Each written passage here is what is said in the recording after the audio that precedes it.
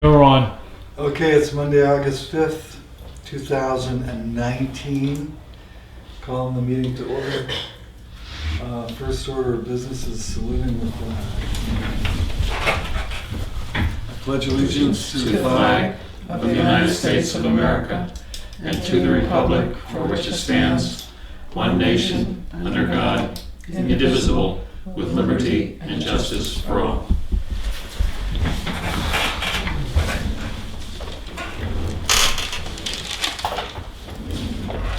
Our first order of business is, after that, is public input.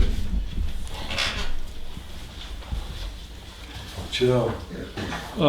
Tuesday night budget committee meeting, was there anything new to report or was it just a meet and greet? No, and I'll do a selectmen's report on that. Okay, thank you. Minutes? Okay, review and approval of minutes.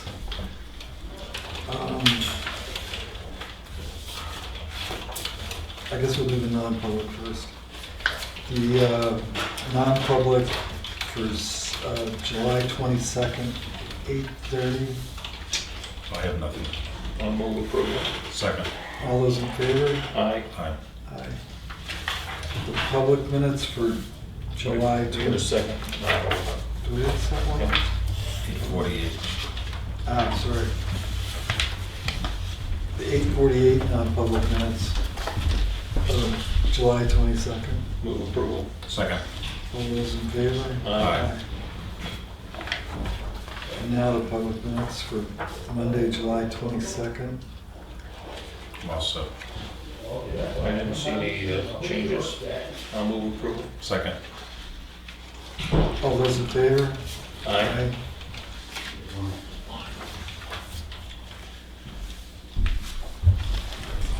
Okay. First appointment is Sue Weeks for the French Cemetery. Happy summer. Well, it's kind of all cemeteries, so. That's right, we're the cemetery trustee. I know. I'm sorry, our agenda was poorly prepared. Maybe I didn't give the full information. Should we go into it now? Oh, you might be picking the wrong day. No, just What's the right day? Maybe one of those weeks. This is sort of an overall report. And it's bad news, bad news, you know. Bad news? Hopefully the good news. Cemeteries are supposed to be some bad news. Yeah, right. So, we've had three complaints this year. And I just would like to talk about briefly. And I would like to just read from the regulations because the regulations are online. People may or may not know that. We have signs posted at the cemetery entrances referring people to go online to see the cemetery rules, but maybe they don't have cell coverage at their place or something. Anyway, we have a rule about all in-ground planting of any kind, including shrubs, plants, trees, flowers, is prohibited on individual lots and will be removed. Plantings which occurred prior to adoption of these regulations and which have become unsightly or spread beyond the limits of the lots on which they were originally planted will be removed by the trustees, and the cost of such removal and repair of the ground surface may be charged to the owner. Any flowers or artifacts that interfere with cemetery maintenance are not permitted, except that extra flowers are allowed for a 30-day period immediately following a burial. No glass jars, unsightly receptacles, breakable flower containers, or other breakable objects shall be placed on lots. No plastic flowers with wires, etc., etc. Flowers, wreaths, baskets, etc. left on graves or lots will be removed by the trustees as soon as possible after they fade or become unsightly. Urns and pots are to be emptied before the winter season, and winter wreaths, etc., are to be removed before the spring season. Solar lights are not permitted. The trustees have the right and responsibility to remove without notice any articles deemed inappropriate, improper, unsafe, or detrimental to the maintenance and/or general appearance of the cemetery. Articles removed shall be held by the trustees for removal by the lot owner. Articles still in possession by the end of the year may be disposed of. So we had a complaint this spring about that we removed a Christmas ornament in the middle of May, which we went out and did a walkthrough to give our maintenance guy instructions on what trees or shrubs he should be removing. We allowed 1 day of his work per year for overall, for over and above mowing, for him to remove or trim overgrown things. And we went, the group of trustees went with the maintenance guy to identify what Christmas things, winter things we were removing, and we removed a lot of them that day. So in that case, the person was very upset because the wreath was still in good condition. He had one brown spot on it. But anyway, we were able to retrieve it and give it to him. We've recently had complaints because we cut some trees that it's just overgrown trees out there. And there's a couple of areas still left that we need to work on. There's some rhododendron shrubs that either need to be removed or trimmed or something, but like I say, we give him 1 day's work a year, and we pick the section for him. So we don't try to track down the descendants of the people buried there. Maybe there's something we could do in that line to give them a heads up. I don't know. Maybe we just put an article in the paper every spring. Hey, we're going to be doing cemetery cleanup. I don't know. Seems sort of loosely written.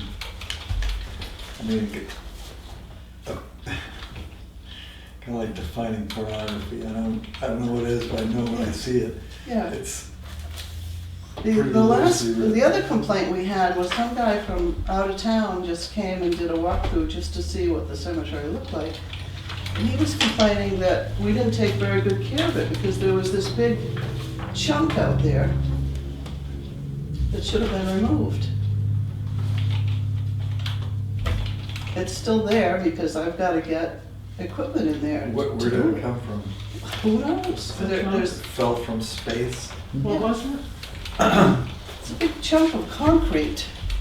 Have we been doing any? I think it was probably Maybe when they dug the base Of a for headstone. for a headstone. Yeah, Yep. looks like it. But there was no sign of it, of where it might have come from. It just was there. So now we have to pay to get rid of it, I guess. It's not something someone can lift or put on, So anyway, those are the 3 issues we've dealt with this year. Who goes out there with equipment? Just, how many grave diggers are there? It's usually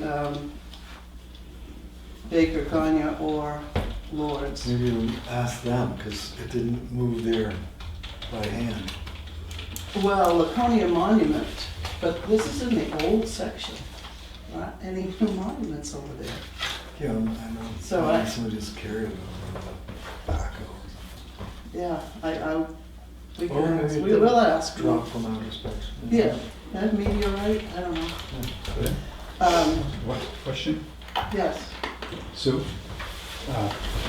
Seems I do have a cemetery, but your rules, do they apply to all the private cemeteries too? no, Okay, I'm just curious, because I do, for 50 years, I get it, so I wouldn't put it in front of the, in the, Right. And I make sure it only grows and stays neat, but I want to comply, that's why. I didn't know those rules, I figured, you know. Well, these are this cemetery out here. Oh, The this is the town owns. Right, and we have another one up on Brown Road. Yes, yeah. We are in charge of maintenance Yes, on the others. for the others. Yeah. So we could, I suppose, adopt these to apply to the others, if it were a problem. Yeah. But we have not had, No, I've had the same one, like I said, over 50 years in front of my, yeah, we Files. have not had any complaints about any of the others. So these complaints you're talking about are just pertaining to this town, the town cemetery? Yes. Yeah, okay.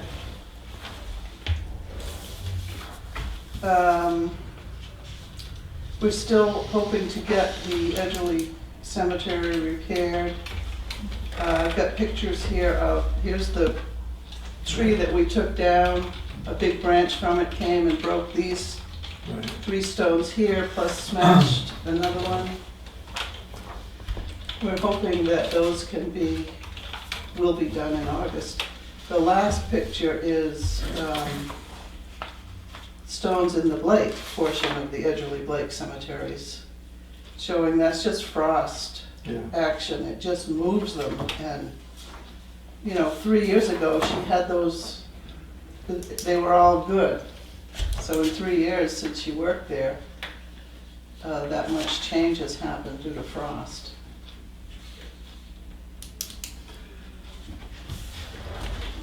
Okay.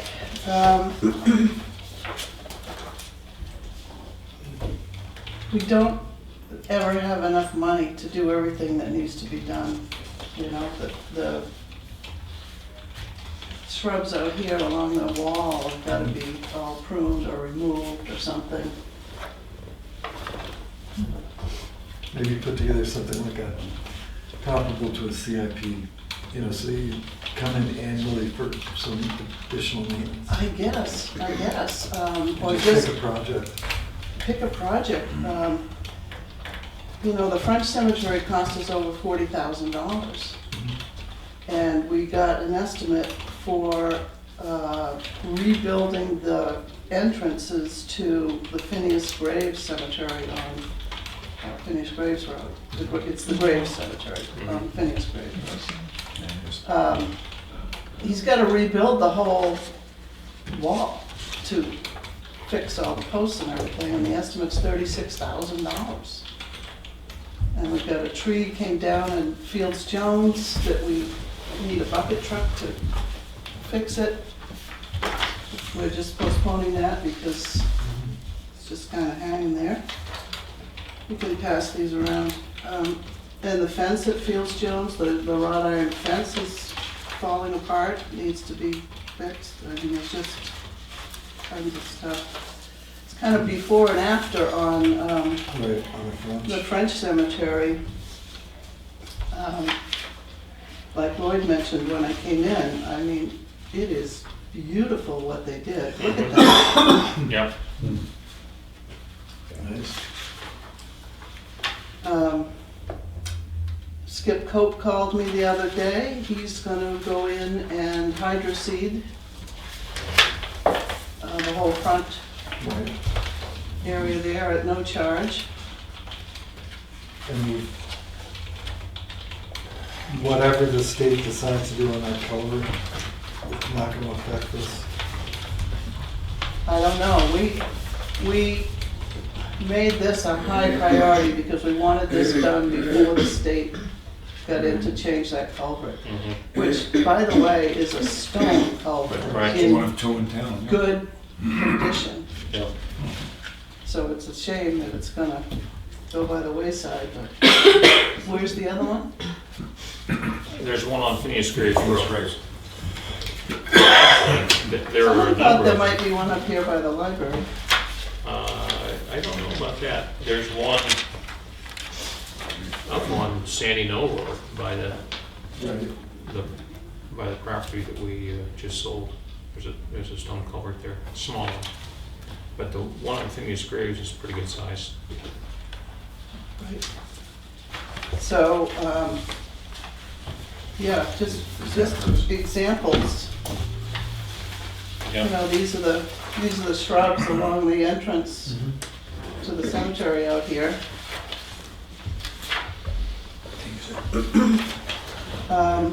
This is the Grand Cemetery, which is in the middle of Camp Sentinel. And it's a really early cemetery, and you know, it'd be nice to have a nice stone wall around it. The stones are there. The stones are Yeah. there, maybe so the kids wouldn't run through, you know? They don't seem to have done any harm in there, but it's really sad. Well, maybe Camp Sentinel could get involved in it. Perhaps. So, and then we have almost every little cemetery out in the woods. You have this situation Right. where there's mature trees Mm. that are gonna come down. Sooner or later. Damage. So I'm thinking that the trustees are probably going to have a new line item in the budget Tree removal. for tree removal or what, something, because with over 50 cemeteries to take care of, it gets a little crazy. So that's it. So the good news is the French cemetery is beautiful. It looks terrific. It is. And that was a long time coming. I know. And you got a donation for it. And we've got a donation, Skip's gonna go in and, I think So, I'm gonna. Well, and you also had money Right, donated the that, cost of, the entire cost of that was donated. right, Yes. Yeah. so, That's good. and The that, French- and that's, The French cemetery Yeah. cost, the 40,000?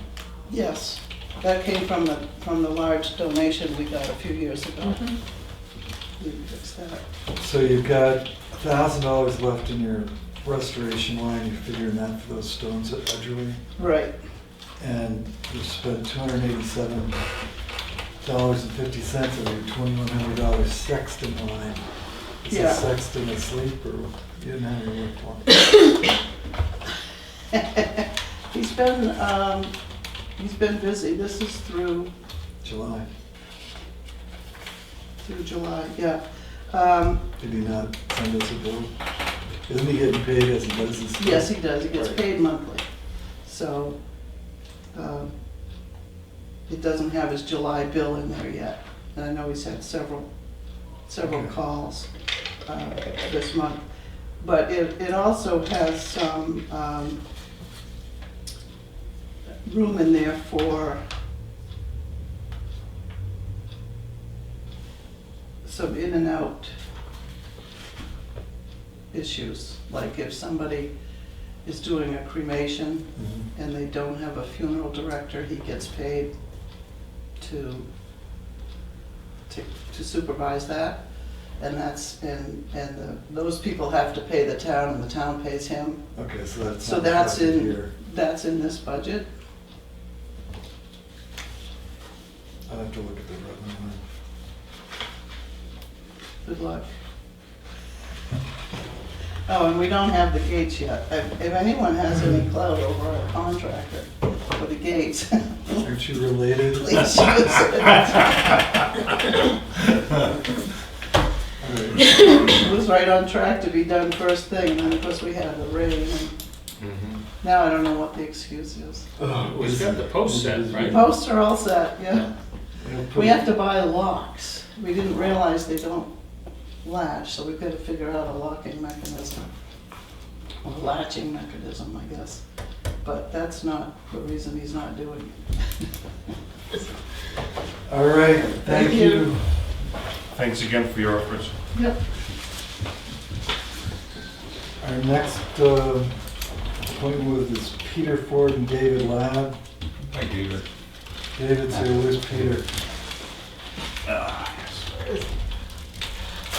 He's a split personality. Yeah. I'll explain. How are you? In a minute, I'll explain. Mr. Peter Ford, he's one of the full-time island people that operates out of River Reach. Beach Club. And right at this point right now, he is paddling between Twin Islands and the mainland. Contacted Teresa saying that the Boston Whaler motor shut down. No. So Peter will not be here to give his, one of the major points, because it's quite a paddle to get it to Lanes and Marina from his island. So with all the boats he has, of course, there's two back on the island, but the Boston Whaler is the one that he was going back and forth. And I don't know where he was in the process of coming here, but when I came up through, his vehicle was still at the marina. So he will not be here. I do have some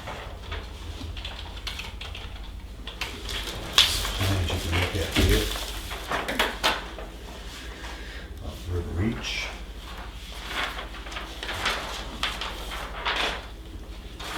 Thank you. And we can, thank you for meeting with Was to Be Us today, I appreciate it. We had our annual meeting last month, just had it, and at that point, all members were there that are owners, and of course, at that point, we go over our budget, and then we go over any new business or any old business. And some of the new business was, as you can see on, the town has the new ramp. And of course, this is an older, this is one of the original plans. There is a newer update that was done by an adjustment of boundary. You can see that one line that comes down through on the first slip there at the ramp. That actually was adjusted 2 feet to your, as you face it to the left. Because there's always been when I first bought it, there was a problem there that when Fenton Barney rebuilt the header, he did not build it to the the original specs. And when the slip became a hazard, and I put a red ribbon on it and closed it off, and told the selectman, Reg Kobe went down with a backhoe and yanked it out. And at that point, then when we had the barge back in to do some work, the town had put a slip back in, and I said, well, now I want my half, and I was told that it wasn't my half because the line went through at a different angle. And with the selectman at that time said, you can't take away from the town people. This is old history. It all ironed out later on with the next group of selectmen, where we know things change and selectmen change. And it was agreed with Rick Chumley was in here at that time, and Rick had been doing all this surveying forever. I bet Sue probably even knows about all this, because she was with them at that time. And they never had an accurate survey of where the final pin was in the river. Well, I had all the evidence to show it, because the Thomases, being good friends, I have all the original stuff. And it was the reason they never could find the original pin was it was out in the water, and when Don Thomas created that marina, he put Brownie's crane in the middle of the river, dug the dirt out, put it across the way on, which is Dickey's land today, and of course there it eliminated the pin. But what it created was when Fenton put the slips back in and the angle, he angled it just enough that when we went, when I asked to remove to repair, it was always agreed that the River Reach owned half and the town owned half of the slip. And the selectman at that time said, well, now that it's all on our property, we don't have one anymore. And I, between my Walker Barney and powers that be at that time, it was agreed with, Rick said this should be resolved because we know that was the way it was, and we've never been able to improve all of this pinning along here 100%. And so it was agreed that the town would do an adjustment of boundary of 2 feet, and all it did is move that angle that you see on there so that it actually goes half of the slip, the 2 foot wide slip is town and half is mine, and it says it in the regulations for docks, parking and docks and all that. Right, and we spent money rebuilding the ramp and doing that dock. That's right. Now, so the problem that involves, we'll start with the rubbish one first, and then I'll go on the other. The rubbish one, which Lloyd is pretty familiar with anyway, because he lived there for quite a while. There was a dumpster there for a while, and it got abused. The problem that we're having, and at our meeting, is these people that show up now with that launch hall and everything else, they don't like to take stuff home. They prefer to put it in our rubbish container. And what it becomes is we pay to have that picked up on a regular basis, but it gets overflowed. And we feel that something, discussing it with you would be, how can we handle the situation? You know,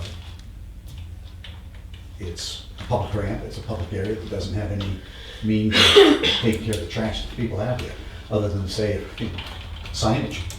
You know, one of the simplest would be signage, but will they read it? Just like Sue was saying, they're not reading it when they go to the cemeteries. People don't read signs.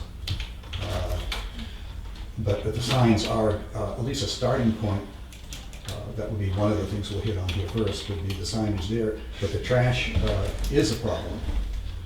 I know that down at Pier 19, they have that once a year, you know, Gallagher has the situation where they gather things. We don't seem to have that problem. I'm sure they could take the stuff over there. This is a daily problem. Peter Ford would be the one, that was his point to be here for two issues. One, he comes in every day and picks up. Because people that get out of their boats, things end up being on the grassed area, on our area.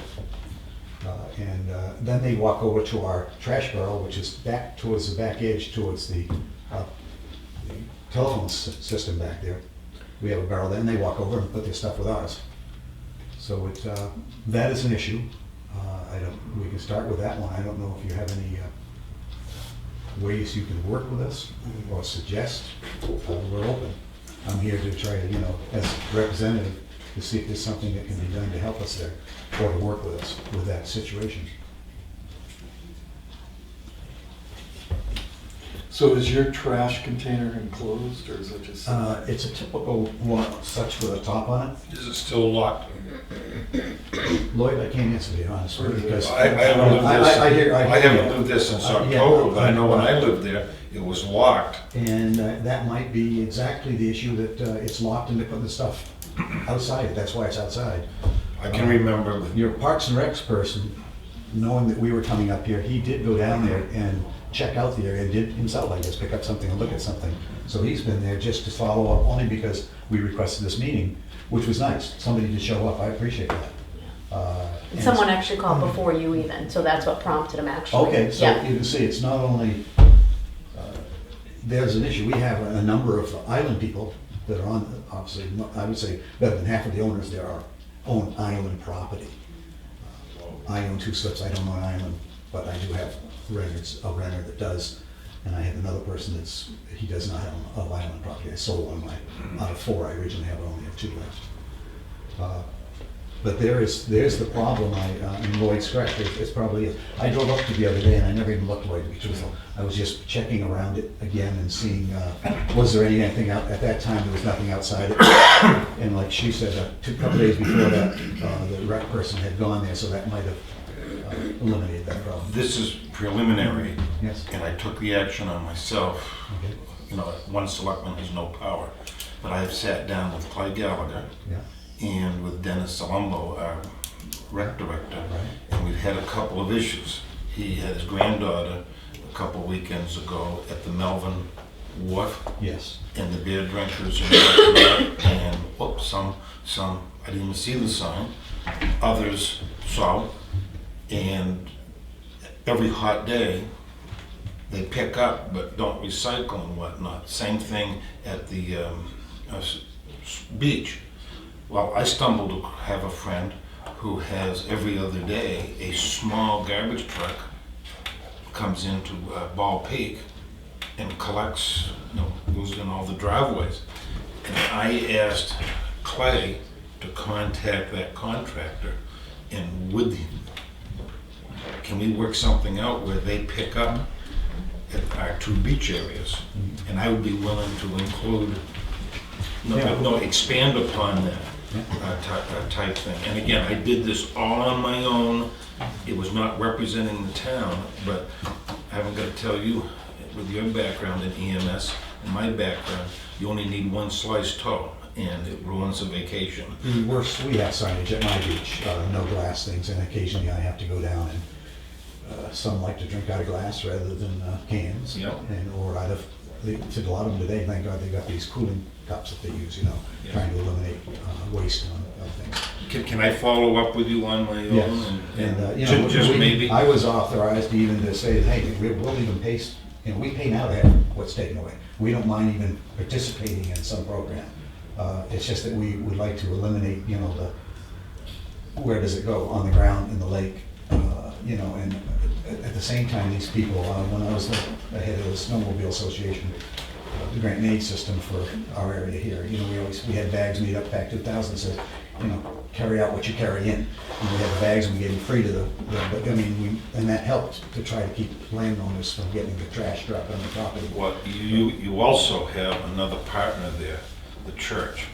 Yes. The building committee has shared with me that they're pleased with what your firm has done, what the town has done in the future. You know, the Lake Street was last done in 1962 by Tom Hutter, Yes. and that's a work in Work progress. in progress. They also, they're working on upgrading the grave by the lake.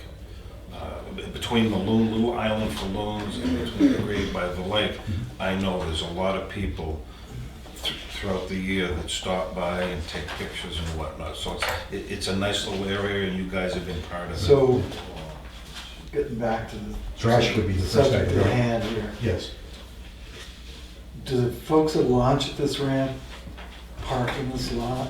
That will be that's coming up on the next issues. Okay, do you have signage out there that this is a private Yeah, club? absolutely. We've got signs on the post, on the back walls, no parking, River East property, and that will be one of the next issues that I'll be hitting on in a minute. I just figured Yeah. we'd resolve one at a time. Well, I'm looking at. No, I if understand. us Maybe you to want the put- full story. if we I can want- give it to you. If we want a trash container down there, we're gonna put it on your property, we're gonna put it on the town property. I mean, that's, so now it Yeah. kind of defeats your Yeah, private property. right, I would say if it was back, you know, here again, I would say that would be mutually getting together with whoever's gonna pick it up, because sometimes the style of the pickup has to be where it's convenient for the truck to get in and out too. Mhm. And that's why ours is to the back part, back where the pine trees go along that back edge. It's back there where it has easy access for anyone to pick it up. I mean, I'm just trying to figure out on Lake Road, without impeding access to the lake, where do you put a dumpster, or even one of those green things? I mean, you can't put it at the boat ramp, because that's just gonna tip over and fall in the water. I guess we could tie it to the utility pole.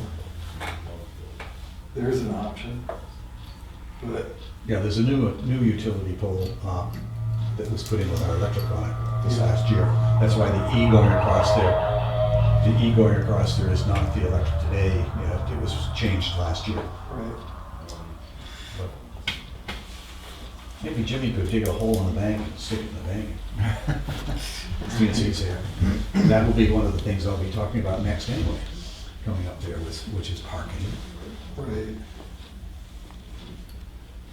It's one of the last things on there, but we can go through all those things and then go back to that if you like, and see where we can, because that's probably. So the abuse of privilege for crossing and using River East Boat Club's property. How, you think of yourself taking your boat down there, look at that plan. Yeah. How are you gonna get your boat and your trailer down there, tell me, and get to that ramp?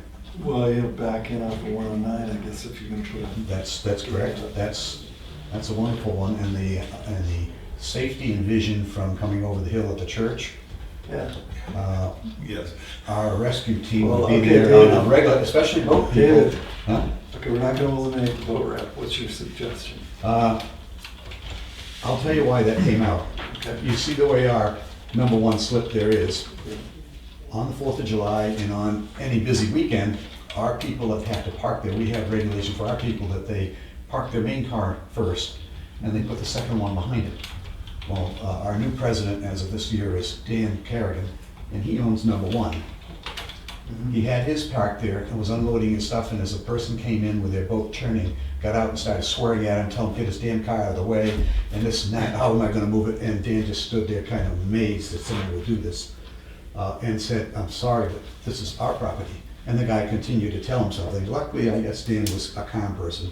I carry a shotgun, and I don't use it generally, but I would say, this was the first, and that's not the first time that people come in if they pull out, we made agreement back when we do this adjustment, I said to gentlemen, we have no problem with people just back, where they would circle around, drop in and move on.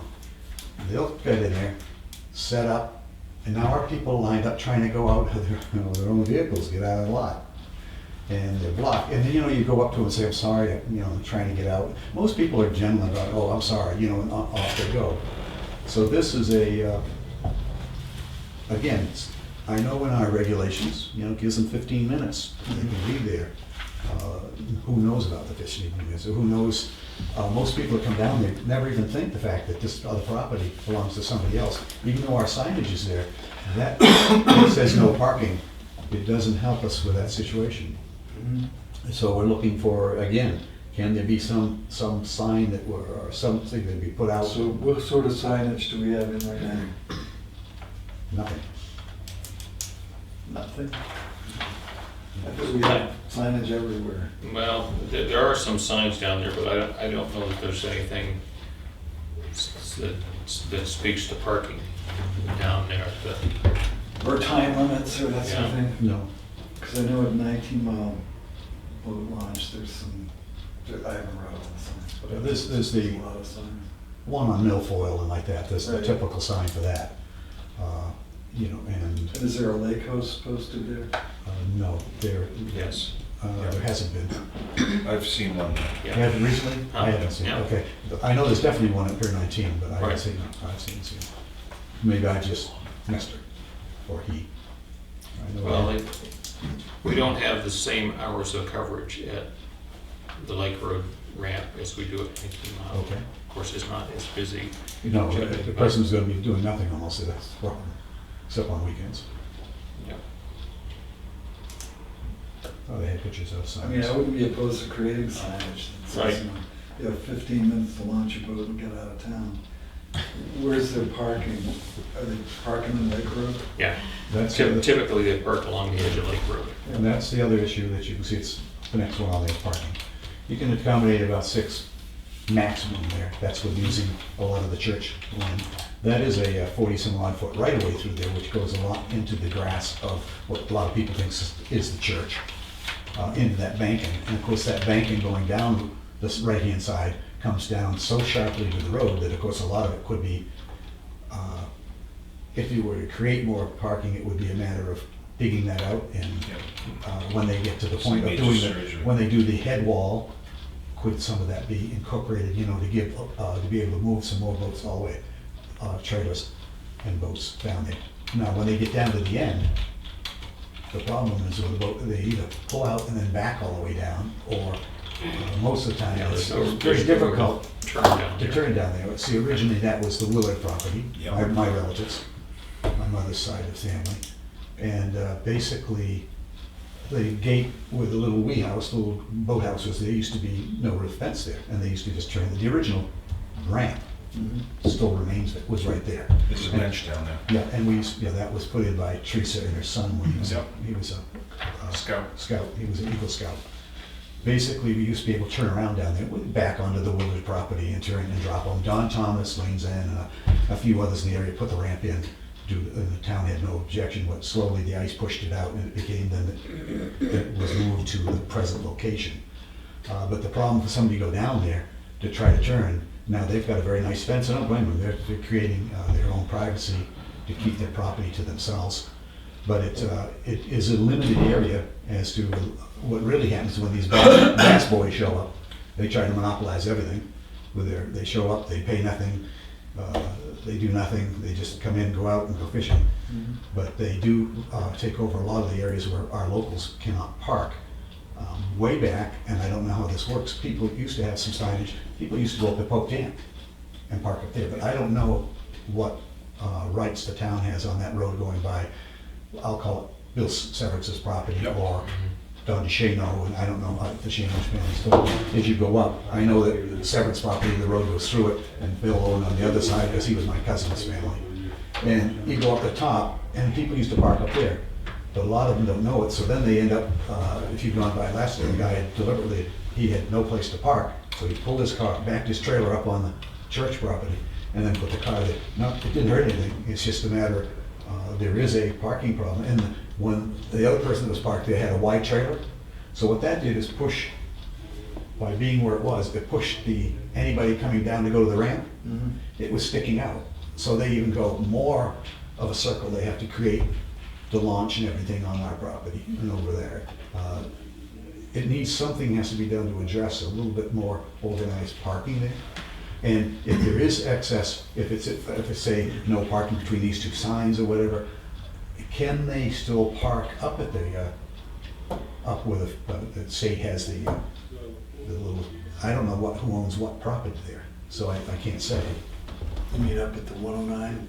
Up on the, Up up at the Pope Dam. Yeah, Yeah. yeah.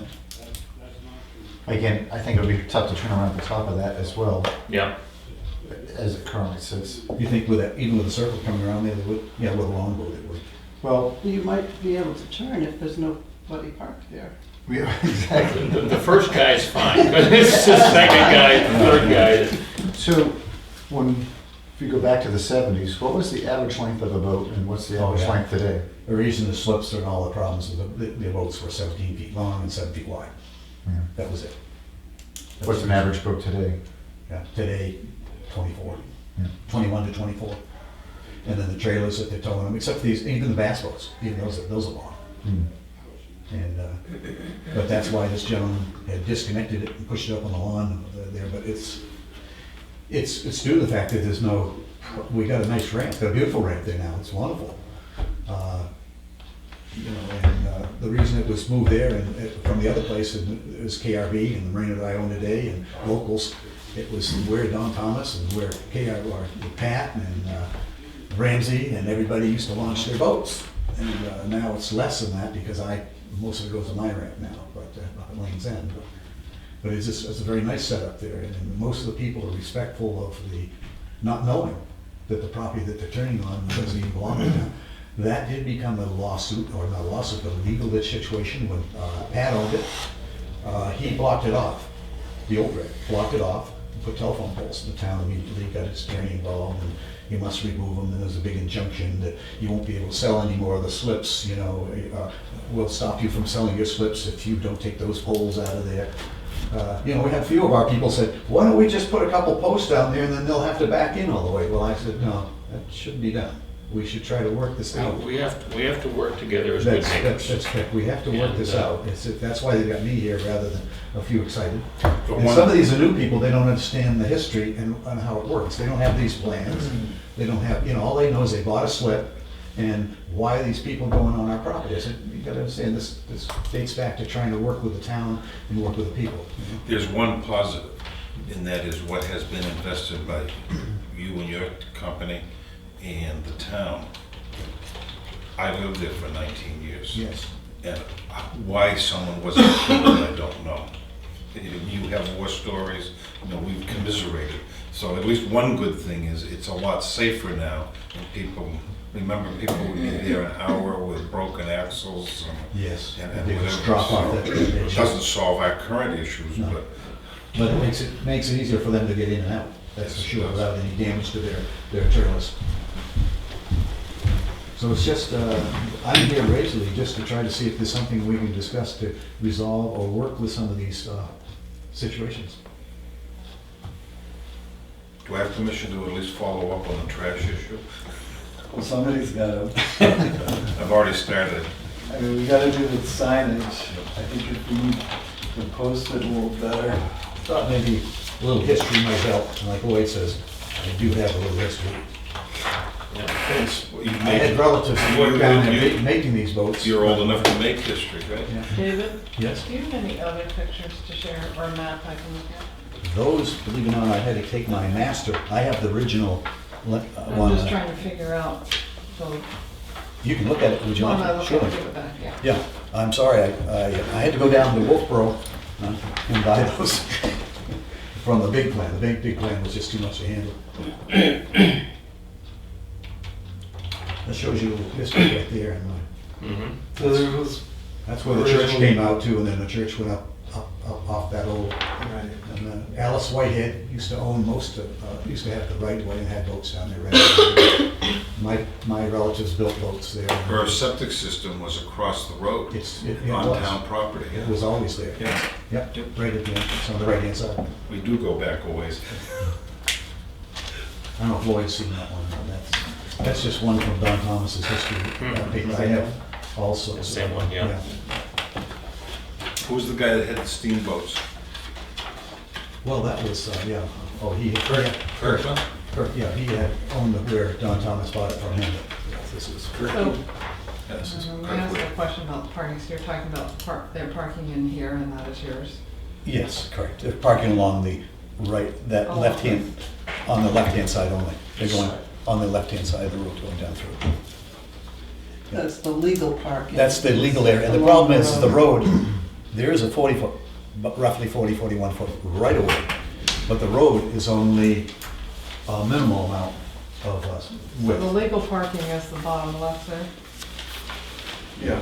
Yes, correct, as you drive in on it. But, so the problem becomes is when you put some of these, like Jim brought out the fact if these boats are longer, not only are they longer, the trailers at home are now 8 feet, 8.6 wide in the axle. So when they park along that area, it pushes everybody. A lot of the boats that were, cars and trailers were parked this last week, 4 right in a row, were parked right along the header with the grass leaning quite a bit.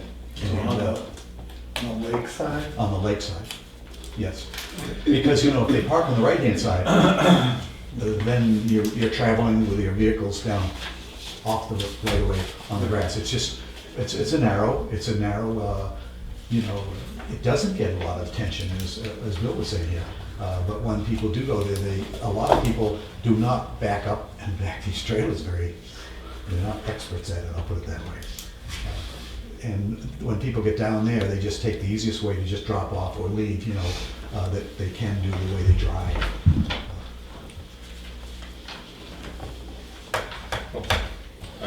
I will make the general observation that in Tufton Borough, parking near launch ramps is an issue. It's an issue at 19 Mile, it's an issue at Mirror Lake, it's an issue here. All of And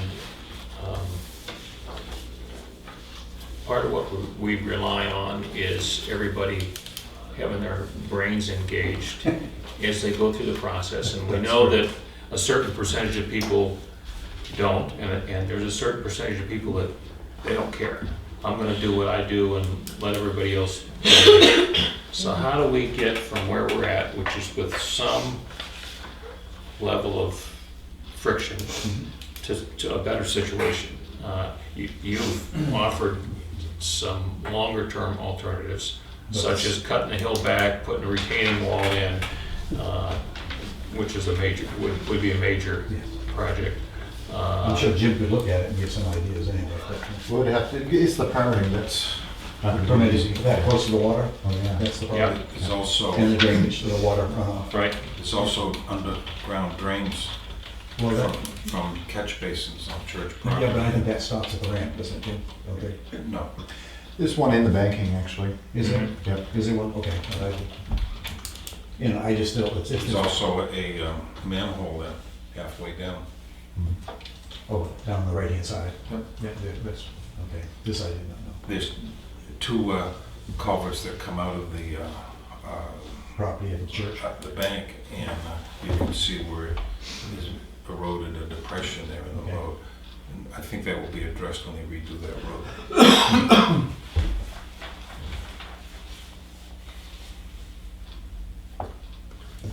I don't see a silver bullet here. No, Okay, so- we understand that too. The rubbish one could be resolved.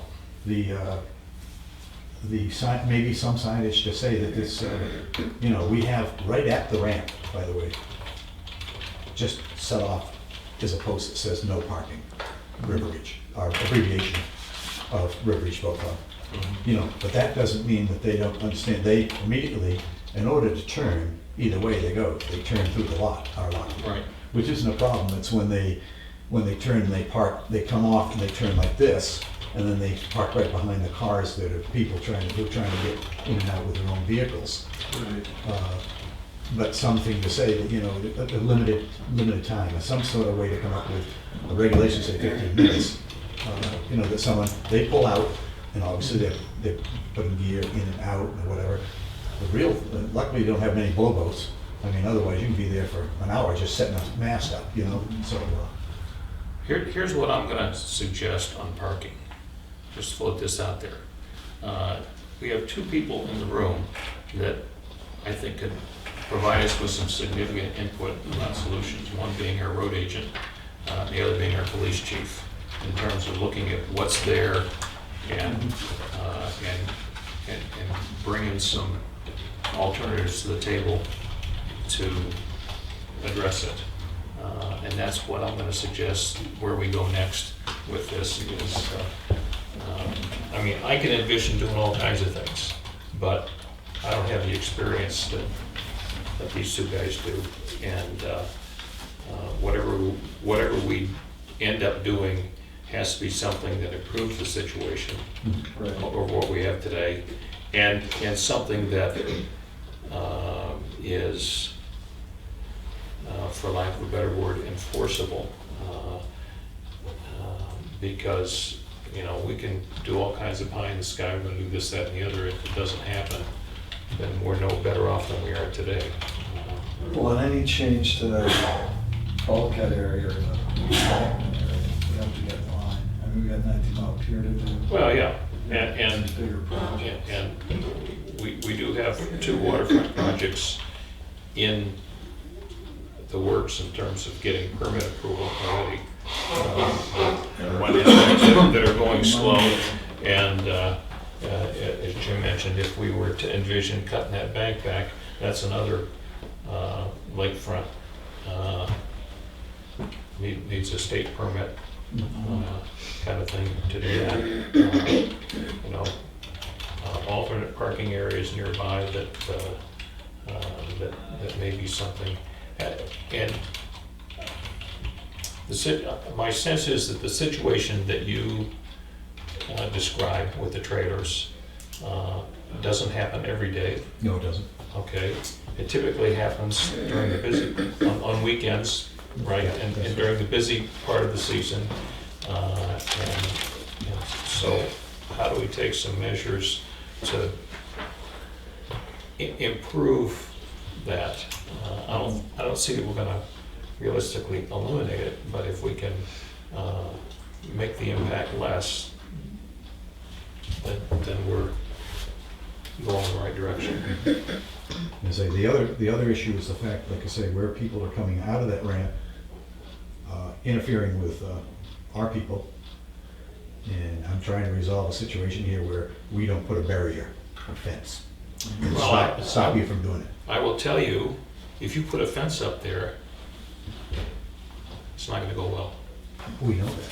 So we need to work together. But And perhaps there could be something, even if it's lining, like you do ball fields, something that shows these people that this is a, you know, it says private, but it's a line that they can drive across.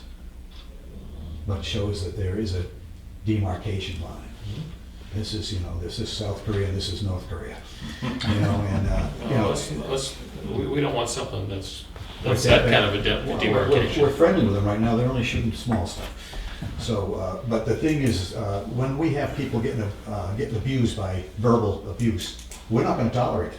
And we can fix this problem very quickly. Yeah. We put our fence in, you know what, now there's no more verbal. But we need, now I'm getting heavy, okay? And I will get heavy. If it's to protect my people, I will get heavy. And I think it needs to be understood that this isn't just something we're brushing off. This is something that, it is our property, we've given a privilege. Now we're asking for some reinforcements to resolve it, not just to say, well, you know, we'll do this. Bill, it's not gonna fly. I can't go back and say, oh, they said this is great, well, I might do this. I need to go back with something that's substantial that And this says. is still a ground Yeah. parking lot? Yes, it is. Have you just thought about paving it? No, I mean, it's a lot easier for. Paving would go for the state, it goes a whole bit of water runoff, right, Jim? So Yeah. that becomes a real Okay, if you want parcel. something on the ground, what are you gonna put on the ground? I think you're right, you need to do demarcation. Something that shows that But you guys- this is another You person. guys need to do that. Could we do a couple signs, just 2 signs? We need to do signage at the ramp, but they got a 15-minute limit. we need to do signage on the left side of the road or whatever side of the road to say, this is where you park. And then you guys need to do your demarcation. That's not something the town can do. Well, I can take it back that way, but you might not like the demarcation that they'll come up with. Well, it's not gonna be a Because fence. slowly, the older ones there are going out. Tony trailers sold. I've sold off mine too. You've only got one person left there that's been there before me, you know, and that's it. And the rest are all new. And I've got all of the new ones wanting to buy what I have. You know, and of course, the new people, you've been here. If you've been here long enough, when, you know, what happens is when the new people come in, they got the farm and the truck snowmobile trail used to go through. We don't have snowmobiles, nothing goes through here. You're no good. Well, you know, the new guy comes in and says, we don't want boats going through here and turning our parking lot. I gotta tell you how it goes down. Jim's down there all the time. He sees different people, and some people just don't care. The attitude today isn't what it used to be. Well, I don't know that We have a change right, that. we have a right, it's given to us. I don't know that we have the ability to change the society. Well, we won't, we can see that, we gotta work with what we have, but. Okay, but so we're gonna put some signage up that's gonna require a 15-minute limit. We're gonna put some signage up that demarcates the parking. Or I was thinking right down the line, put two, no, not down the whole line, but two, so that you can still get around it. But it says no parking on this side, Yeah. private property, something to that effect. Yeah, that's fine. I mean, it's, Could it's it call the sign- police. I mean, it's not up to you people or any citizen to get into an altercation. I don't care No, how, it shouldn't happen. It shouldn't how happen. adventurous you are, or how brave you are. Well, it's like We Dan have is- a 911 number, have people call. If people are being abusive or invading private property or whatever you want to call it, those are the guys that are going to handle that, not private citizens. And I think if we can get some sort of demarcation set up so that your parking area is sacrosanct. I don't know that you can protect the whole back end, No, but you know, the main thing is to realize those people have, they've gotta be able to park their vehicles there. That's their property. Right. And what they don't need is, when they do park there, that they get blocked off from not being able to go to do their normal daily runs. And at the same time, they don't need to take any verbal abuse. Because some But if- idiot comes along but and if thinks we've got a that he 15 can do as he pleases. If we've got a- He looks on a map and says, this is, the booklet for the Lakes region says this is a free, I could launch here. yeah. What are you telling me I can't launch it? That's what it amounts to. What are you telling me I can't launch it for, Bill? It says here right in this book. And really, that's where it goes. I'm sorry, but that's the way people do it today. Some people. Could a Yes, a yeah. compromise or a temporary thing be done where a sign is on a post and it's welded into a tire rim and it's rolled in and out at peak hours? No, that's. Clay's thinking of doing that at the dump to help with Yeah, one-way I traffic. have, I was almost gonna bring down one of my, that I use for my car shares, and it's a post that I put up with chain goes on, you know, and that can be moved easily, yes. And then at Just- least it they denotes come the in area. different That styles. might be because, first him saying asphalt, that's a good suggestion, Lloyd. Something that, Jim, something that wouldn't have to be driven in permanently. I think two posts, you know, somewhere in the middle of that parking lot, so that it shows that's private parking over there, and, you know, I think would work. I don't know if it has to be movable or not, I don't know. Probably. I'd like to see where the line is exactly, actually. The people that own the docks will decide that. I mean, how much impediment are they gonna see? The thing is, one that's movable is, I'm challenged backing around or. I mean, are you guys storing your boat trailers in here? Pardon? Are the island people or whoever owns the docks putting their boat trailers in here? No, they're not permitted to. So that. No, that supposed law to is- be no boat, matter of fact, Peter Ford has been to you people here on the board because he's not permitted to keep his motorhome or Right. trailers at that lot. And Peter came, because his own means of transportation is one, the small little motorhome, that was a bigger one, and then he has a Land Rover. And of course, got permission from you people to permanently park, he is not doing it this year because he's got a smaller one. He parked it every year at, down 19 Mile Bay. He got permission from you people to park it. It used to be set, you used to see it set back in the left rear where the snowmobile trail comes out there. You know, because the fact that, where else was he wasn't permitted to keep it there because it was just, there's only so much room for a family shows up today, a family doesn't show up with one car. today, every kid's got a car, by the time you get through our people parking on busy weekends, they park up, and of course then it goes up through there, and then it impedes the flow of trailers too. And then that's when situations resolve and come out of this. Well, maybe some alternative launch sites as well should be suggested on the sign. I mean, if the parking's full and the boat club is full and there's no room, maybe it's time to move on and go down to 19 Mile Bay or go up to Northborough. All right, and as far as the trash is concerned, what are we gonna do there? I'll work. Okay, when we're gonna hear back from you, Lloyd, you got quite a lot on your plate. Monday? I'll see, sure. All right, good. And we'll talk to the road agent about his notions.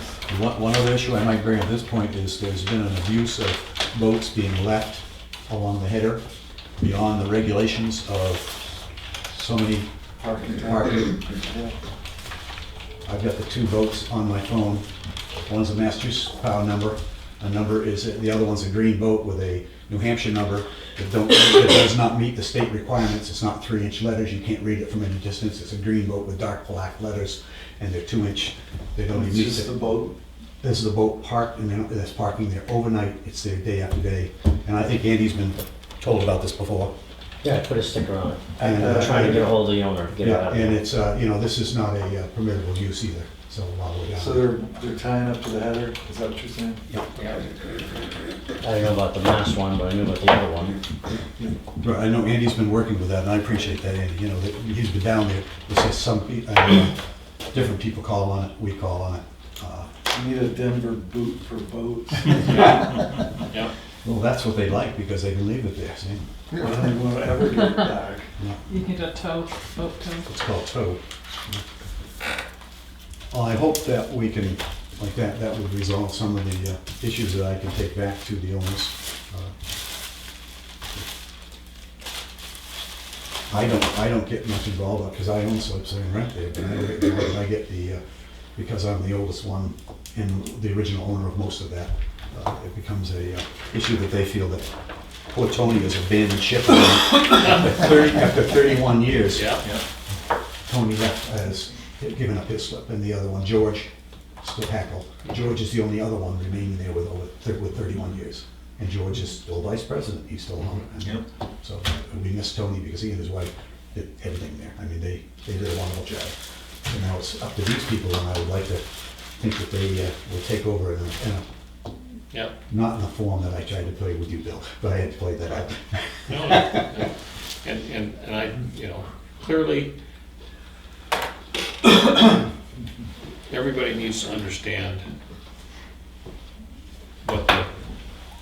how the interaction can work. That's correct. Okay, so if I'm launching a boat and I pull up and I'm behind the guys that are parked over here doing something, and they come off the lake and they want to go someplace, if I'm there for 2 minutes, I think we can work it out. If I'm there for a half hour and they're waiting to go to town, then that's not. Yeah, That's most not of the time, like you said, most of them that are coming in with their boat, they come in and if they block, they just go over and say, hey guys, can we move along a little, please? We're trying to get out. And most people, 90% of them are gonna say, oh, I'm sorry. Because the 5-10% And the new ones will be very simply say, you're on our property, we appreciate it, but can you move along? And generally, Right. they're good. The boating public is different today than it was 5 years ago. They don't know 150-foot rule. They don't know anything about boating, even though they have certificates to boat. They don't know boating. Yeah. David, have a good summer, much love to See ya. Thank you, John. Thank you for what you do. Thanks, David.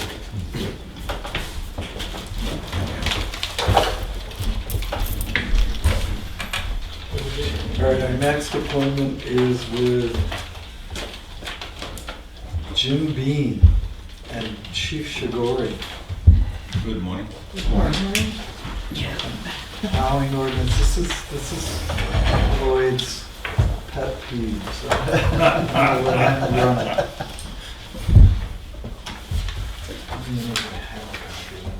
want a copy? No, I think I put copies in each of your you folders. did. Yeah. You invaded my folder again. It's right there in your hand. Yeah, I know. Okay, sorry. Every one of those days, I can tell. Captain Obvious. Sorry. All right. Wait, I saw you flipping by, so I wanted to make sure Yeah, I you. wanted to flip by. I've been flipping by it for months. There you go. The flipping by has ended, I guess.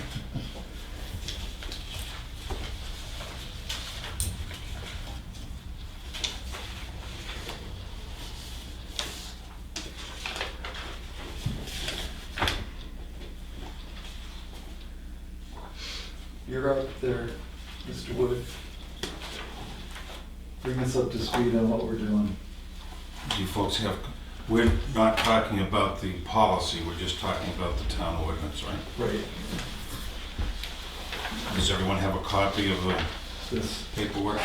right? I have a suggestion, but I'll listen to what people have to say. Where do we go from here? What's your suggestion? Let's start off with that.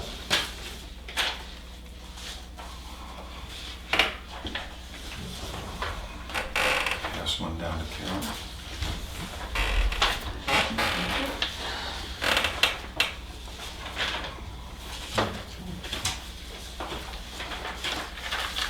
We have to, Jim, This is what I recommend that we vote on today. Well,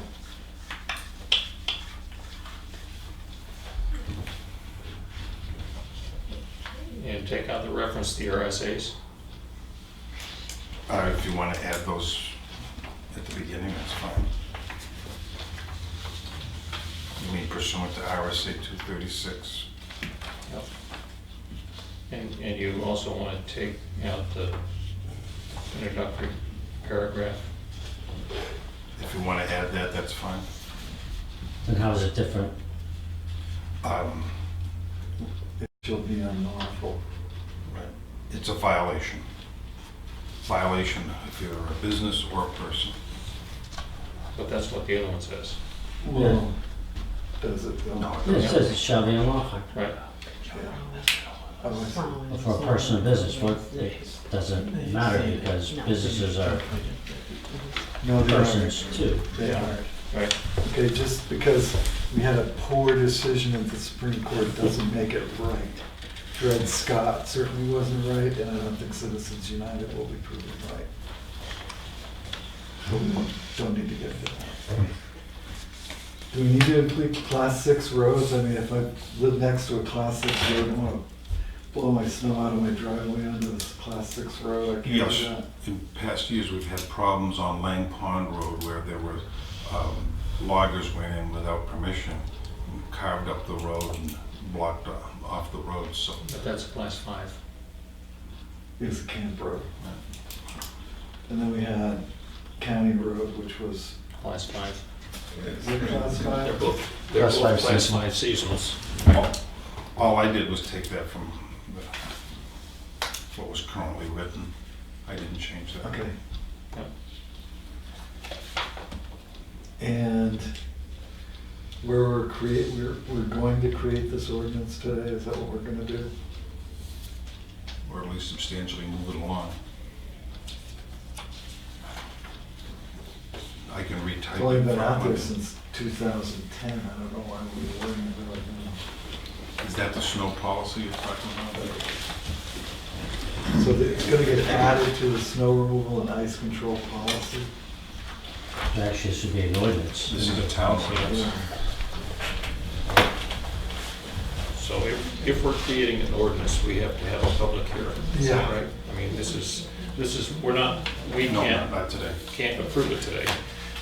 How much trouble, how much of an issue do we run into with this? I know sometimes we have It does happen.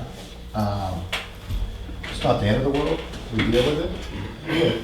You know, it's something that shouldn't happen, obviously, especially when somebody's actually blowing snow into the road after we've completely de-iced it and whatnot. It's, you know, all done, and then here we are going back out to treat it again. It happens. I mean, I understand the frustration on some people too, because they probably did their driveway, they snow blowed it, and then we came back by doing the final scraping. They get upset when they see that we push snow into their driveway, which the right-hand side always gets the snow. So it goes in their driveway. But that pretty much happens anywhere you are, and it's Yeah. not just the town of Tufton. Any time Correct. the road gets plowed, you end up with a little bit in the So driveway. sometimes people, because they're upset about it, will blow it yeah, back on the throw it road. back on the road, Correct. right. Well, that's gonna cost you $50. Yep. According to Lloyd's, it's gonna be a violation. At which point, it's gonna cost them what? Time in jail?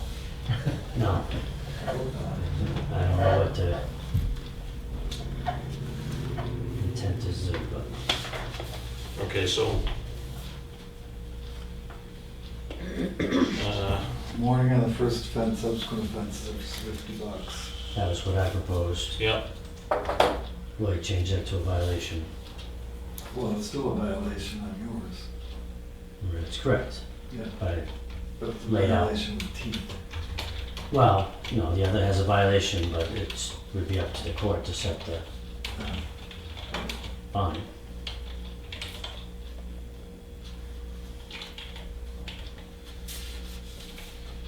Okay, so Lloyd, are you suggesting that we not attach any fine to this? It goes to court. Let the prosecutor make a recommendation to the court. Most judges do ask for a recommendation, right? yeah, if this is more in line with a traffic stop than it is with a, I mean, I'm certain that the court is not gonna be interested in loading up their docket with snow removal issues if we can handle it in a more Right. judicious way. Well, the police officers out there can still issue a warning, right? Well, yeah, you give him one doesn't. warning. He doesn't give a summons for every single speeder he stops. No, but when No. he gives them the ticket, they pay the ticket, Right. you know, not So, through the court. the way you propose this, Yeah, you can issue a ticket to somebody and they'll have to pay the fine, is that right? Or take it to court. Or does it have to go to court, or does it have to go to court? A ticket does carry a fine, right? the ticket, well, we carry a fine up to $50, there'd be a top limit as to what it would be. It would not, it's not a set one, so we'd still have to be up to the court to set it up to $50. All right, so it would not be like a traffic violation where you hand me something and I can send it in with $50. No, You have to go to court for it. I would interpret this, I got this from another town and how they put it together. And yes, that's how it's worded, and it would be, you have to do a special complaint for town ordinance violations now. It goes in and could respond back with what the fine would be. We didn't set it like we did with some of the other ordinances, like the docking and stuff. It was kind of a point of discussion to start it with. That's how I did that. Well, it would seem to me that if there's a way that you can write the ordinance that if it's a violation and a ticket is written, that it has a fine attached to it and that they don't have to go to court necessarily, that would be beneficial all Or the way they around. go to court and appeal the fine. Yeah, we always have that right, But but we need to keep it in-house if we certainly, if we Yeah. can. Okay. that's my feeling. Is, Does the law change that if you're issued a summons, you can plead by waiver? A few years back, they changed the municipal ordinance violations to a separate form. It's not the violation form that you can hand right out anymore. It's a different form you have to submit to the courts. But can a citizen plead by waiver like they do on a speeding summons or non-inspection? I believe they can. We don't write that many town ordinance violations, so I'd have to check on that. But I believe they could plead it through the court and then the court get back with the fine. That's what Yeah, some of those what's are. the Yeah, what happens if you don't answer the complaint? Then they administratively would be found guilty and they'd get a letter saying you got 30 days to, if you don't pay this fine within 30 days, your license will be suspended. So it does get into that level of. And do they issue bench warrants out of this court?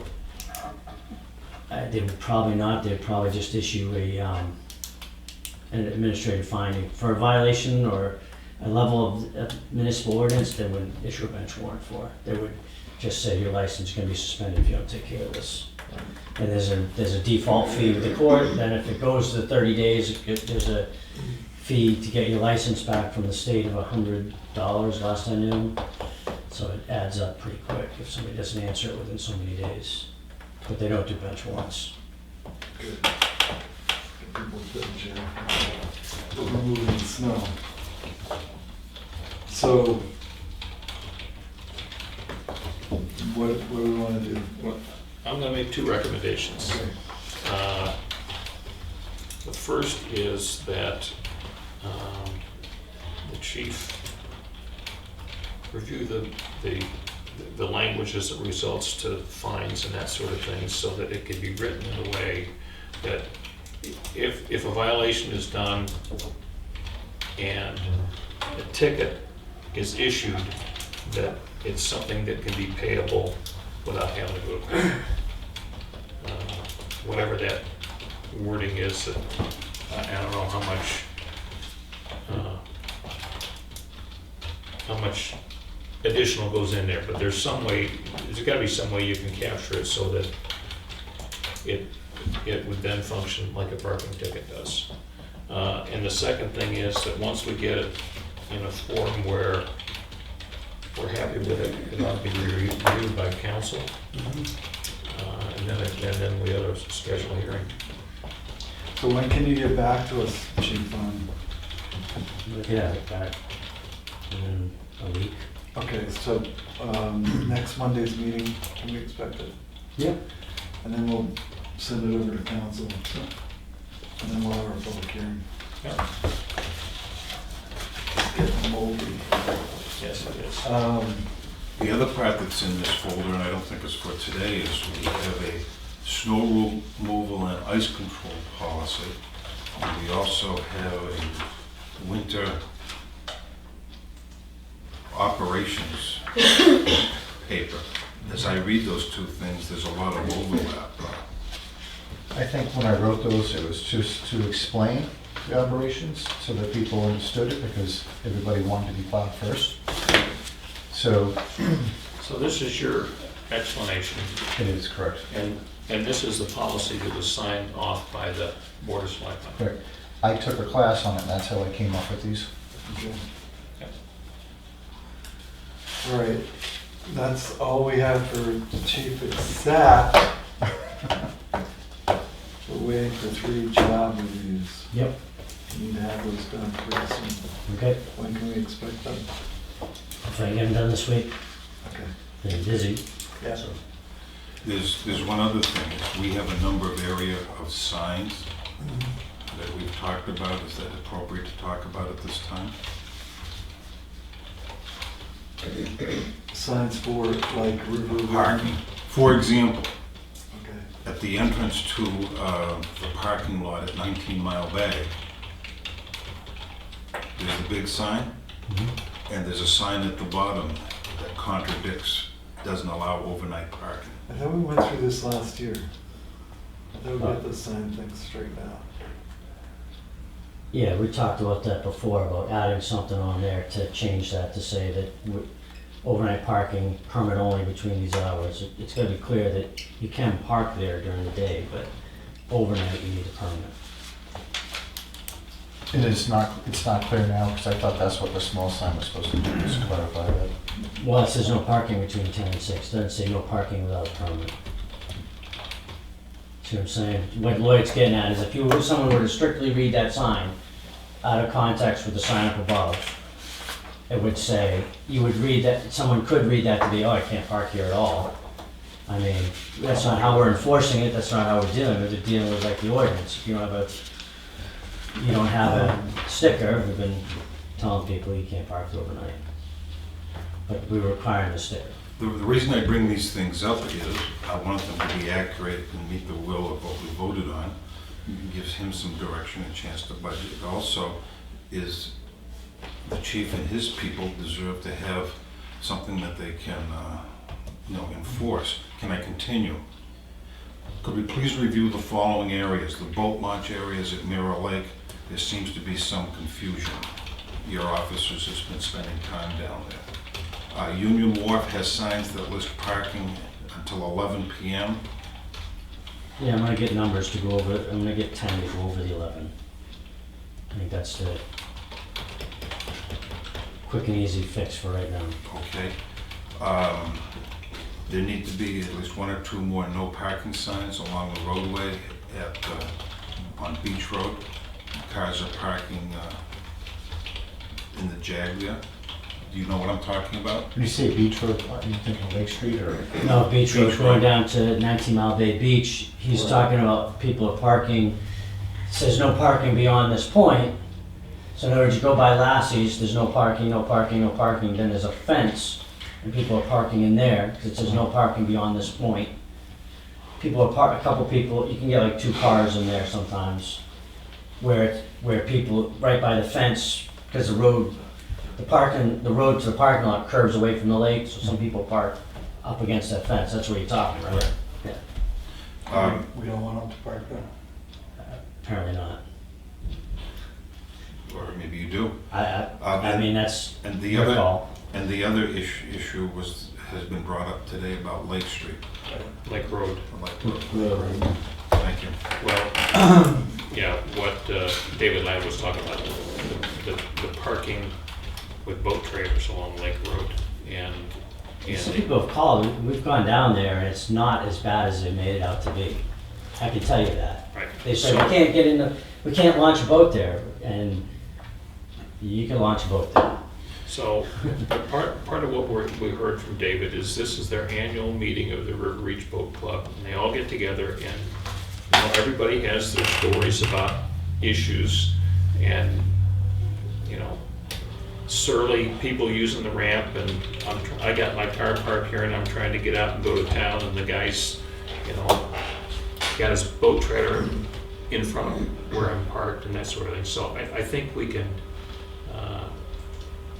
do some. No, but they were complaining about somebody parking along the road Mhm. in a spot where they wouldn't be able to use the boat launch, and we looked at it, a couple officers looked at it, and it didn't look that way to us, Mhm. but looked like you'd still, if you were competent, you could. Yeah. I think What David was talking about more was the parking over in their lot. Yeah, nobody's called us about that at all, Right. so, I mean, this was Right, news to so- me, and I don't know what the issues are, And again, so. just like any time, when people have an issue, rather than having a big confrontation, Oh, call your certainly. department, have somebody come down, you guys will work it out. The only thing I've been told about is the parking along Lake Road towards the church. Right. There was a truck with a trailer parked a couple times. It was just beyond the town ramp, Mm-hmm.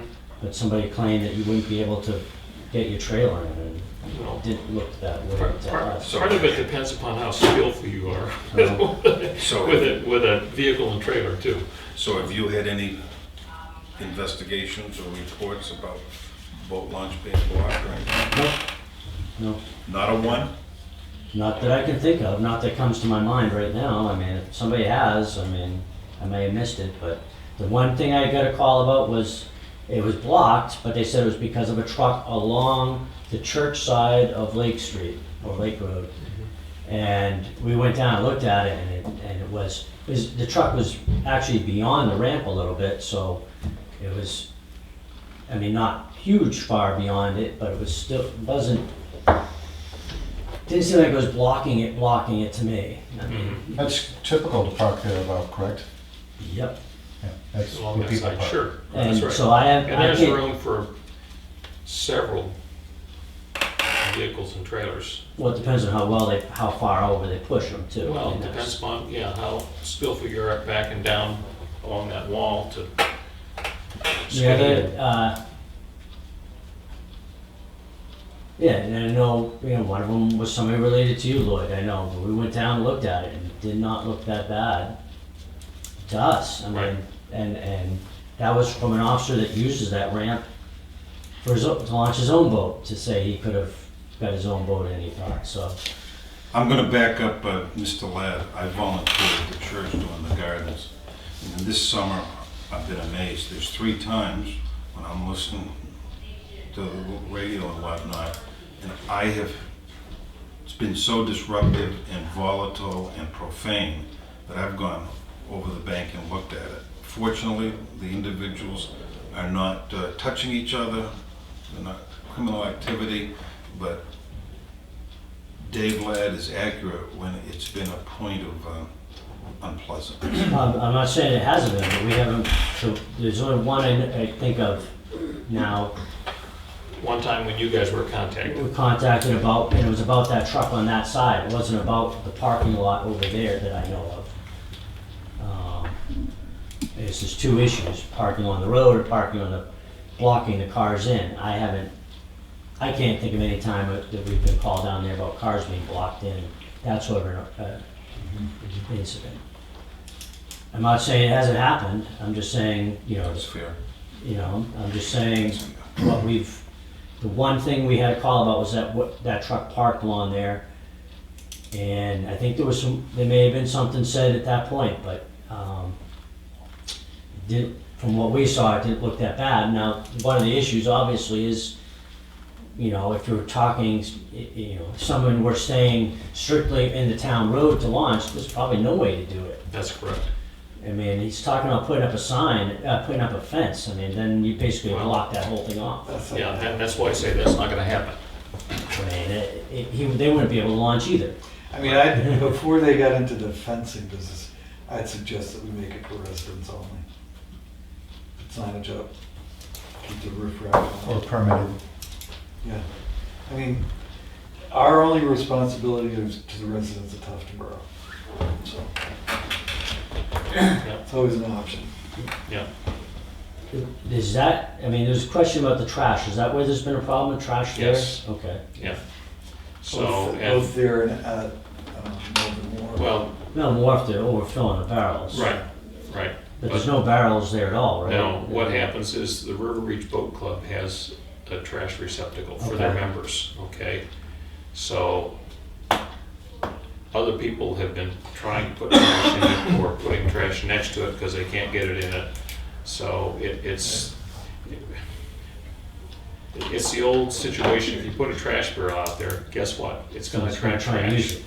Yep. I didn't say this when Dave was here, but I can remember in my younger years, they did put a dumpster there. I remember And I that. remember Dan saying, yeah, I like it, me and every other kid, instead of going to the dump, which was up at Colby's, we go there and stuff it.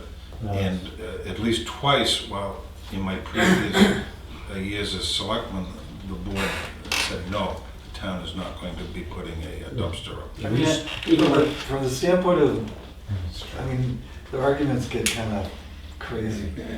If they want to keep their trash out of the lake, then they should put a trash container, they should unlock their trash container. Or not bitch about people leaving trash next to it if it's locked up. I mean, the motivation to put your trash next to a trash container is a noble one.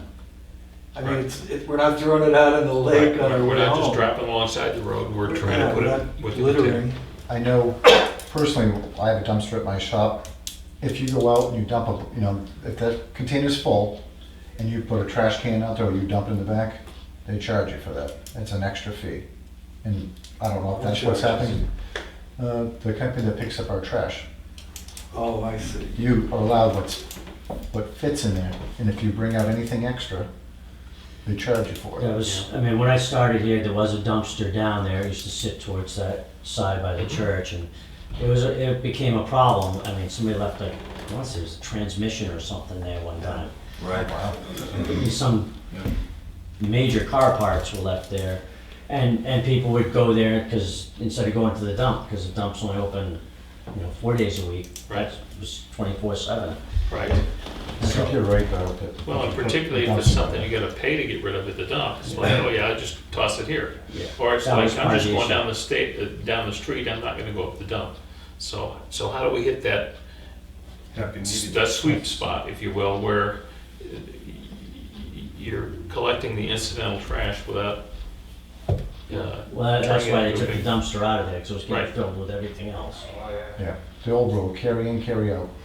Yeah. Yep.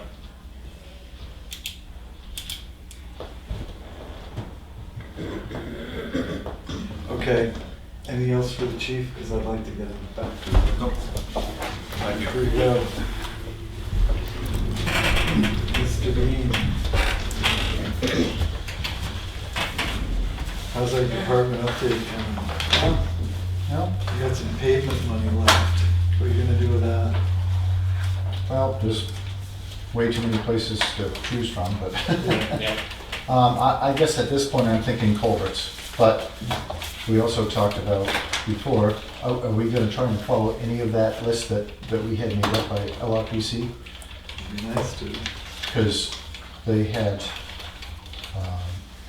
crack sealing and stuff like that on there that would use up all Well, that you money. and certainly then some. could use some crack sealing on some of these roads.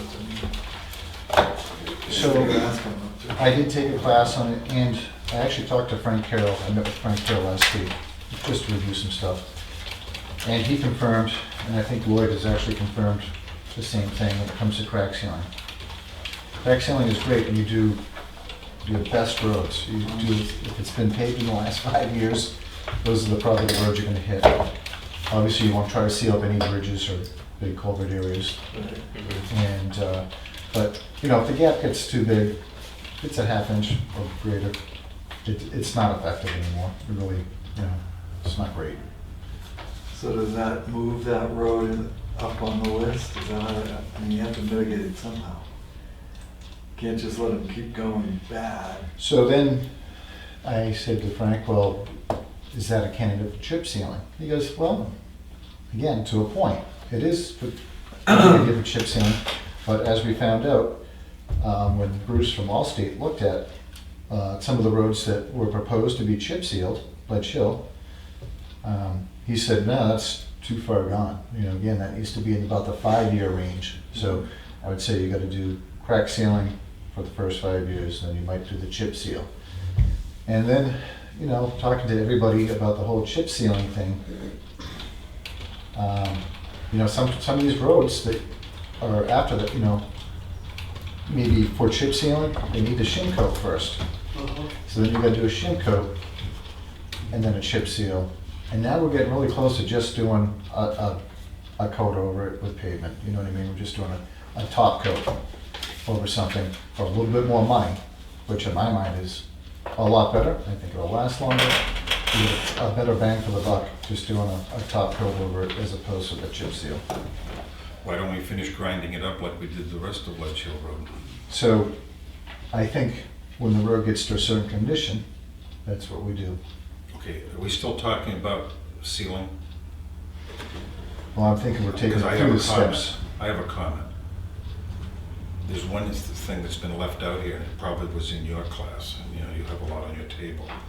When you crack seal, you start getting a road that's much busier and much heavier traffic than, let's say, Sergeant's Way, because it's low speed, whatnot. But you start getting some of our streets, and I'm gonna say, Ledge Hill Road, for example, the truck traffic that is over there, the speeds that are going, crack seal literally breaks up within weeks. Shortly. My family has lived on Durgan Road, and the crack seal doesn't last a summer, just because of the type of traffic that is on it. It has to be done annually, same thing over and over. But the point is, after a month of it down, it starts to crack again. They did crack sealing on several different times in front of Andy's house. State highway, and there's grass growing up through the cracks within a year. So, moving on. Yes. Culverts, what roads are we planning on paving next year? You and Carol had a conversation, I'm sure, about that. We did. So, you know, we still have North Line on our list, which I did get a price for. So if we do the whole road on North Line, which is where we get our best bang from the buck, when we do a quarter-mile segments, that's when we start paying, you know, at least $20 a ton more, which adds up quickly. We are looking at $28,000 to reclaim it and $132,600 to put the base coat on. We'll probably wait a year before we put the top coat on, and at this point, these are just budgetary numbers. Be $68,000. 176,000.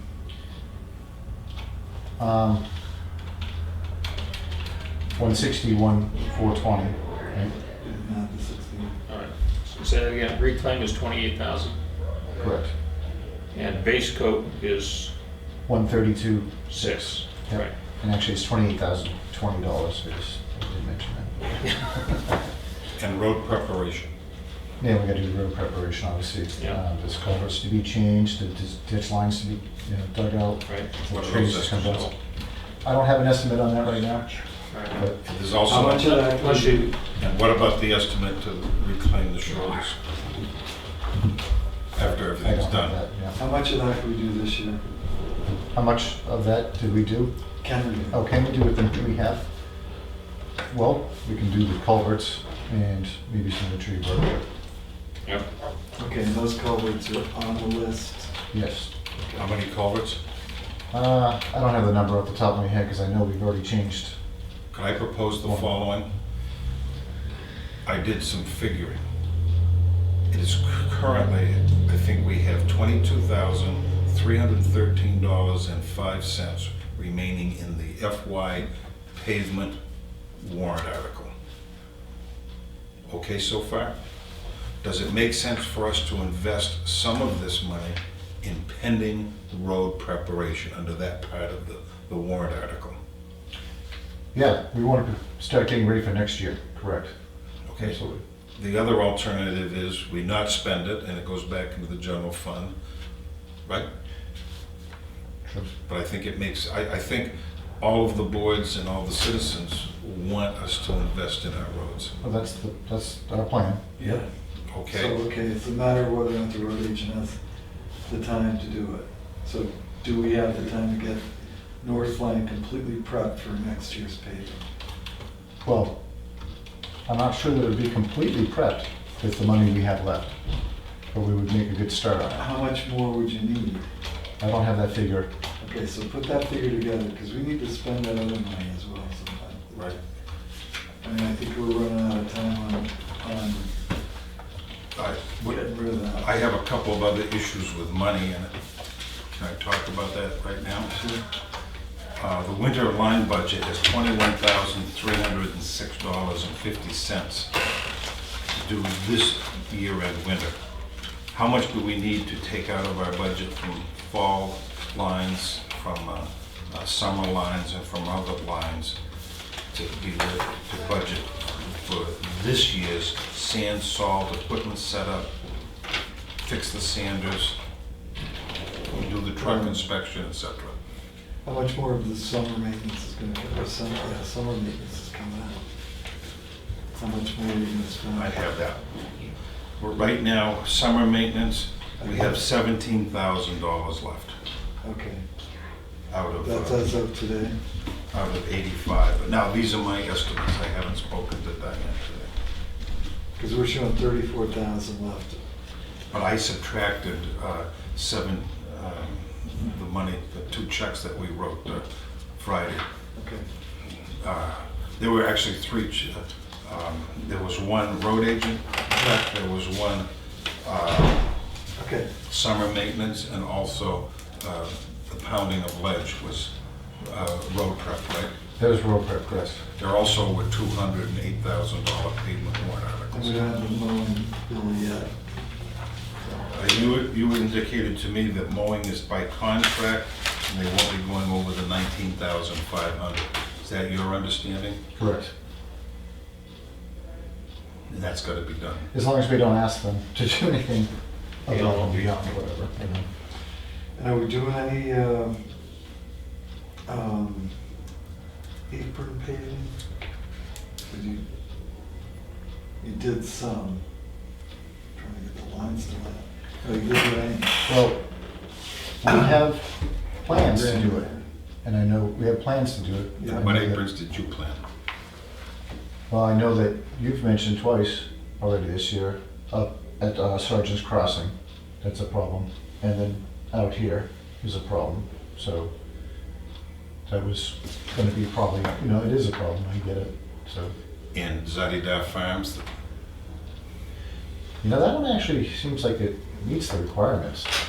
I will tell you, you have a couple projects in there, and okay, and your trucks haul there's a logging operation going on, and that road has been extended and built the other way as you go into the right.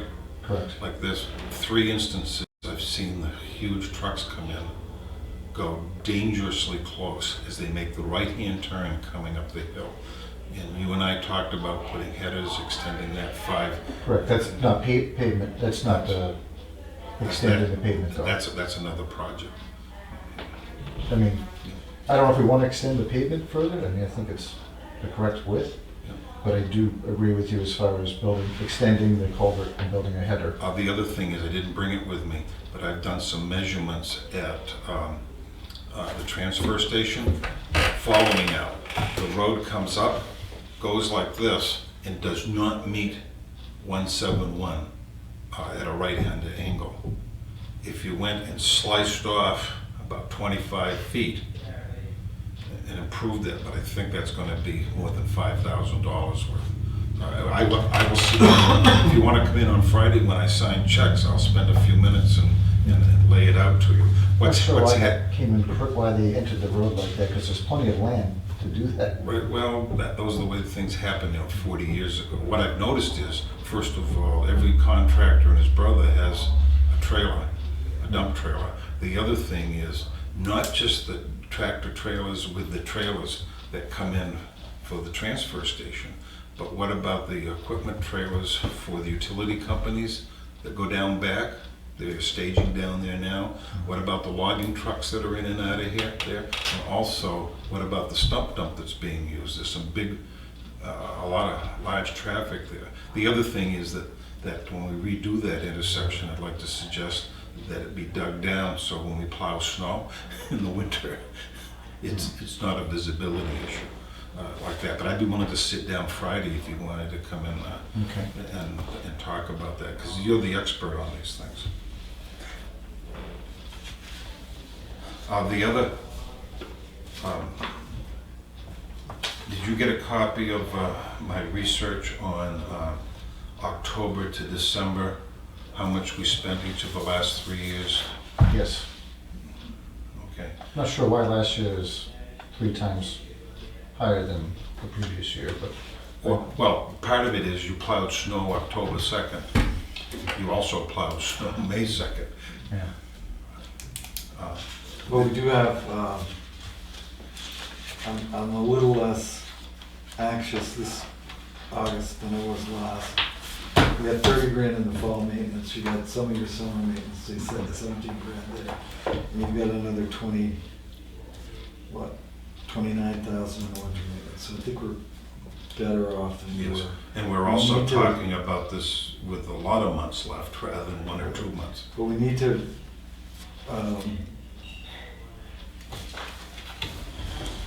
make sure that we have our road work done this summer that we can get done.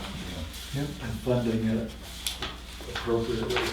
How are you feeling on that, Phil, about finishing up that money that we get from the federal government? SB 38? What do you mean from the state government? State, Yeah.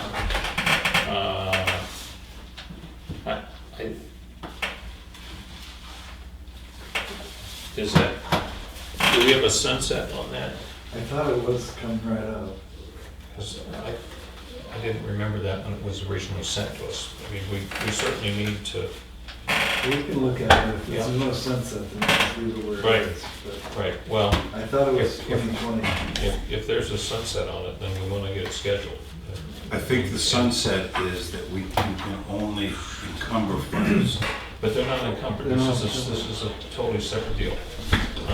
So, you know, my thought early on is that's great money to put toward the project at Union Wharf, maybe the project down at the Lake Road boat ramp. Those permits are still grinding away to find some agreement with the state on, and it's moving very slowly, so. Those aren't highway projects. Well, On highways, docks, and bridges, yes, they are.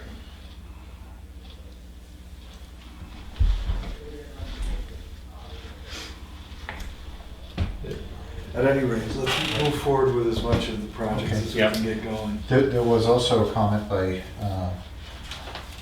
Frank Carroll when I talked to him.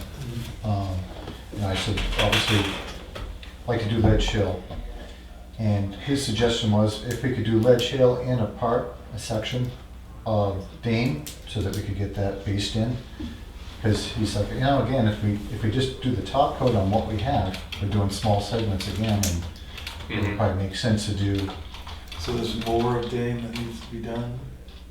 Well, we did, all of Dane. we did about a third, right? Yeah. 40% maybe. Yeah.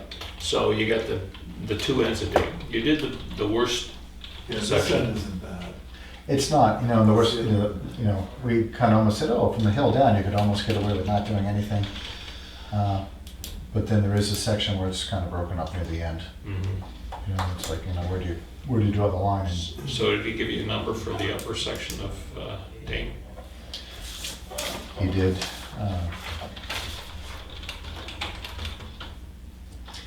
So we called it the north end, but it's 2,000 feet. To reclaim and base is 61,000. Again, we don't have the numbers for the gravel. I would need to get the, you know, I should learn his formula, obviously, for what he does for the gravel, because I think it was $8,000 to do that 3,600 feet that he did for us already. So I should He be able certainly to does a back good job, doesn't he? Oh, I thought they did a great job. I look at Dane Road and stuff that he did 1 and 2 years ago hasn't moved. We've had torrential rains, right? Yeah. Yeah. I think, you know, they're just a top quality company. They do good work. Yeah, if we could put a paving, and we're gonna have to do it sooner or later, paving schedule together for 2020, so that we know how much, I mean, we've already set the town up for an increase over time. We just need to get into that process a little more. And what do you have? What do you have for capital improvement projects? They want them by September 5th. Okay. Right. Yeah, I actually had not put any effort into that, I guess. I wasn't aware they wanted by September 5th. Yeah. And the other thing is, in the last 18 months, we've had 3 groups of citizens come in with pictures about specific projects. What are our plans for that? I'm not sure which projects we're referring to.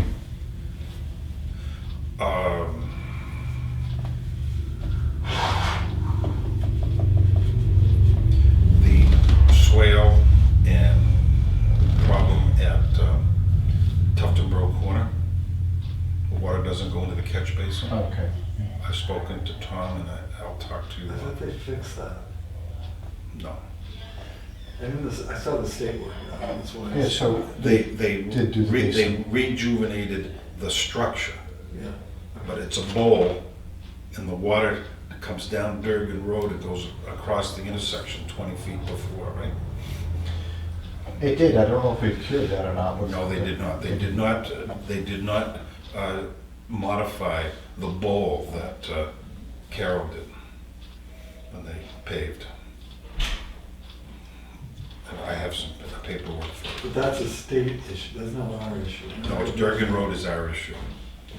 The Hackett catch basin's on the state. So it is, but it's also a combination where I think some of the problem we have is on Durgan, that we need to do a little bit of a swale to feed water into it.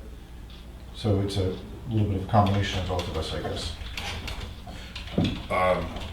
Susie Weeks and her husband came in about the ditches and the runoff on Ledge Hill Road. They came in with pictures. We talked about starting to do catch basins over a period of years. Yep.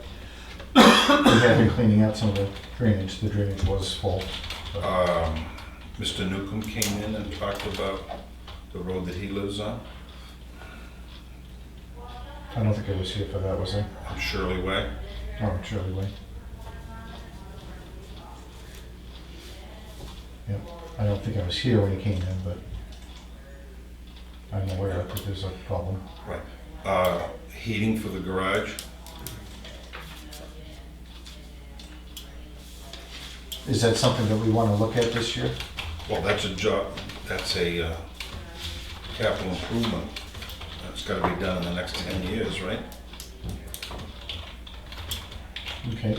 Do we have a timeline we want to see it done by? Because that's one of the questions that are on that. Well, it was, if you go back and look at last year's CIP report, you've got the project in there. I don't remember what year it was scheduled for, if it's 2020 or 2021 or some such thing, but there's already a project in there Correct. that you just need to update. And there also was the ramp that needs to be rebuilt at some point.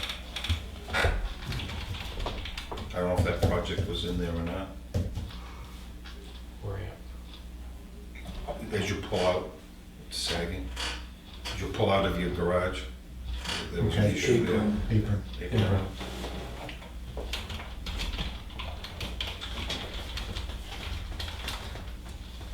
Okay. And I have a couple of current issues, if I could. A stop line striping. We were gonna do 5. Is there money to do that? It would have to come out of something else, but Yeah, he's only got $850 left in road strip. And is there still money in the budget to put the inner fenders in the Western Star? I've noticed all the other towns have gone. yeah, no, I think it's a great idea. Yeah. We've actually made some contacts on that already. Okay, Japanese knotweed, have we received the paperwork on that? I don't think there's any paperwork that we received. So And what areas are we doing this year? it's the same that we've always done. I just put in for, they're gonna check them all and. Durgan Road, Yep, everything that we did in the previous years Ledge Hill Road. is on there. We didn't do it last year, the knotweed at the transfer station, so is that in this year's? We didn't do any last year, That's right. but the year before, I believe we did. We didn't do any at the transfer station. They forgot to do it. And someone mentioned to me that there's knotweed on Witten Neck Road, down toward the end of the pavement. On Whitman Neck Road. That's in Wolfboro. Excuse me. Just beyond Camp Belknap. On Chase Point? Yes. Chase Point. I'm sorry, I misspoke. Are there any other areas that in town that, for example, now that there's a parking lot there, is there any treatment that, if conservation paid for it, could be done in there, or is that not appropriate? I think that's a long ways away from being able to get in there. Okay. I did talk to, Okay. Mr. Wingate about it, and a road has to be built to access it first. Okay. Thank you. And I'm coming in Friday. Friday? What time do you want? I'll be here at 8, but I can be here before. No, that's fine. Thank you for your efforts. You've had an interesting year, my friend. Okay, you're gonna talk about the signage with Floyd on River Road. Okay, we'll get that. Just something down there. Yeah, we might have to meet and look at that, but I think a couple signs on there could make a huge difference. Yeah, And my feeling is that only might happen 4 days a year. I don't think that's like a no, everyday occurrence. It's that busy down there. Well, it's a little bit like the one on Merrill Lake. You do the work, and it's used more often, and there aren't people who are happy. The more you create parking, the more Right, people you yes. bring in. Thank you for your time. Thank you. okay. Are you all set, Mr. Actually- Markison? I have one more comment, I guess it would be. So I met with the condos at Wabi, and they would like to add a small swale out of pavement on the edge of the road, just by the beach area, because the water's kind of coming off the road and going across the beach and eroding out the beach. And there's just a stream a short ways past the beach, and they just want to make a swale across there. I told them I didn't have a problem with it, but I would check with you. Where is this? On Wabi Road, right by their beach. We just have a short swale pavement so it doesn't erode Is the Wabi beach. Road a town road? It is. Yeah. And they're gonna do So this. they're gonna do it on, not on the road, but right off the road. Is that Correct. right? Yep, And they're gonna pave it. yep. I don't have a problem with it, but of course, if it's within whatever that is of the water, I gotta go to It the meets state the, for it. it does, it meets the, at least It the meets- 50 it foot. meets this- back. okay. Yeah. No, And I think the state would approve that we're trying to prevent a washout going into the lake and Right. mhm. sediment going in from the road and whatnot. Sounds good. Okay, excellent. Thank you. Thank you. Thanks, Jim. Oh, next item of Stay business. cool. There was no problem doing that this morning. No, that was, We've had a couple nice, yes, we have. Is the signature file. Okay. I've got the annual safety inspection from, for a number of places, for all of our, first one's the transfer station. I don't know if you have had a chance to look at this. I have. Fire stations. There, at the transfer station, there were 2, 3, 4, 5, 6 items that need addressing. 2 at the highway garage, none at townhouse. Storage at the police department.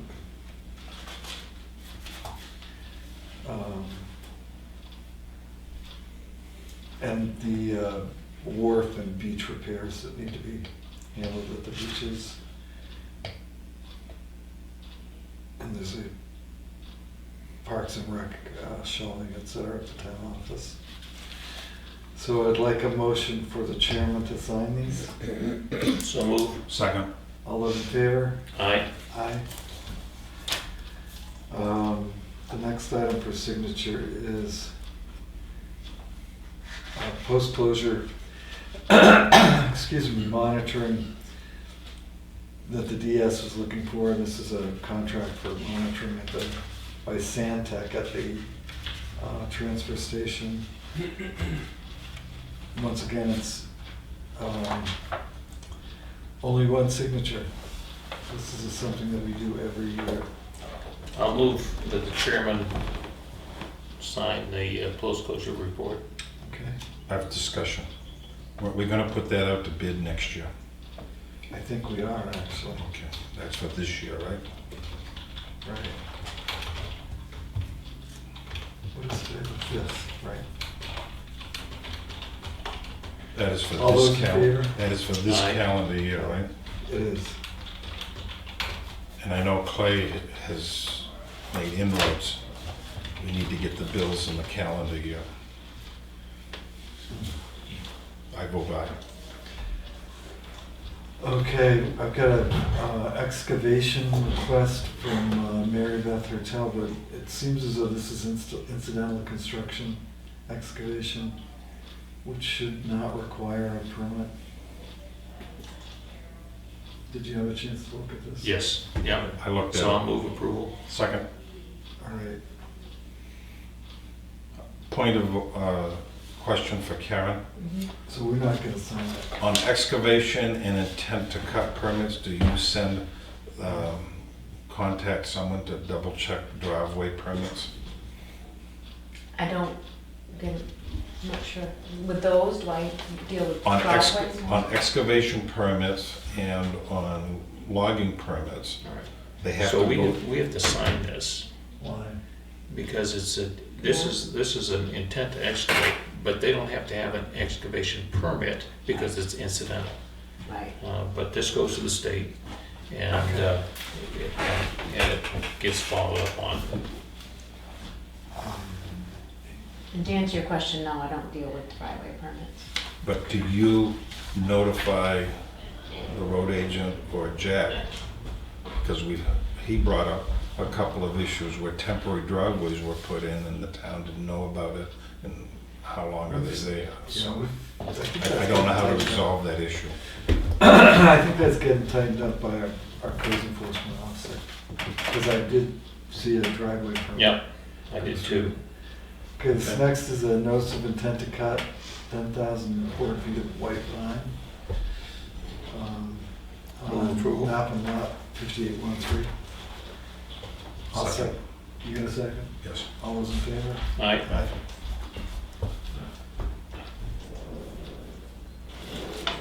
And the next is original warrant yield tax levy for timber tax due on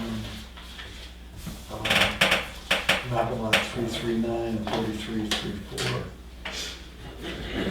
I'll move approval. Second. All those in favor? Aye.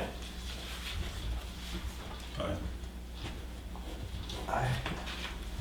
And next is a tax levy on 3224 and 3226 for timber tax. I'll move approval. Second. All those in favor? Aye.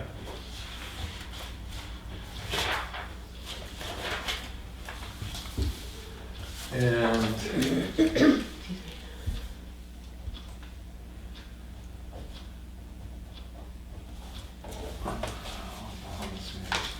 good morning. Good news, the low bid for New Hampshire Electric Co-op service actually went down over the weekend to 0.07549, so you can expect to see more than we estimated for your town. So this is First Point Power Electrical Sales Agreement. Are we ready to sign off on this? I am. And what is the length of the contract for? What period of time? Yes. It's gonna go from 11/2019 to 11/2020. So Can I ask a question? Sure. When it comes to these contracts that we sign, I want to make sure that our department heads understand that the rate may be changing partway through their fiscal year. Is that going to be an issue? It's gonna change in November, so they should have plenty of time to adjust their budget if it's a major issue. What I'm thinking is Clay worked very hard to get all of his hauling contracts so that they fall in line with the calendar fiscal year. Do you understand where I'm coming from? It's a minor point, but I picked up on it a couple of times. Yeah. Well, I think this is apples and oranges though. Okay. Okay, it requires So, one signature. yeah, I will move that the chairman approve the purchase power agreement. Second. All those in favor? Aye. And you may remember that this past year, we didn't execute a purchase power agreement because it didn't provide any savings over the co-op. But this year, again, for this cycle, it does. I wonder if the rates will change after a particular utility gave up on its large project. Yeah. Okay, that's done. Town of Tuftonboro, the Board of Selectmen wish to thank you for serving on the CIP committee. Thank you for your service. This is going to Pauline Jeffers. So moved. Second. All those in favor? Aye. One more. And same, a thank you to Helen Hartshorn for her service on the CIP. So moved. Second. All those in favor? Aye. And finally, an attempt to cut wood on map and lot 2934. Move approval. All those in favor? Aye. Aye.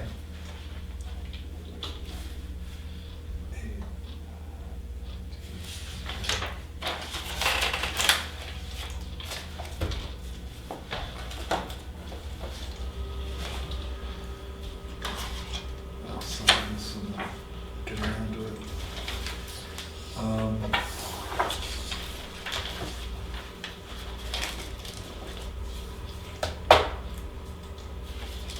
That's done. So the next item of business is the selectmen's updates.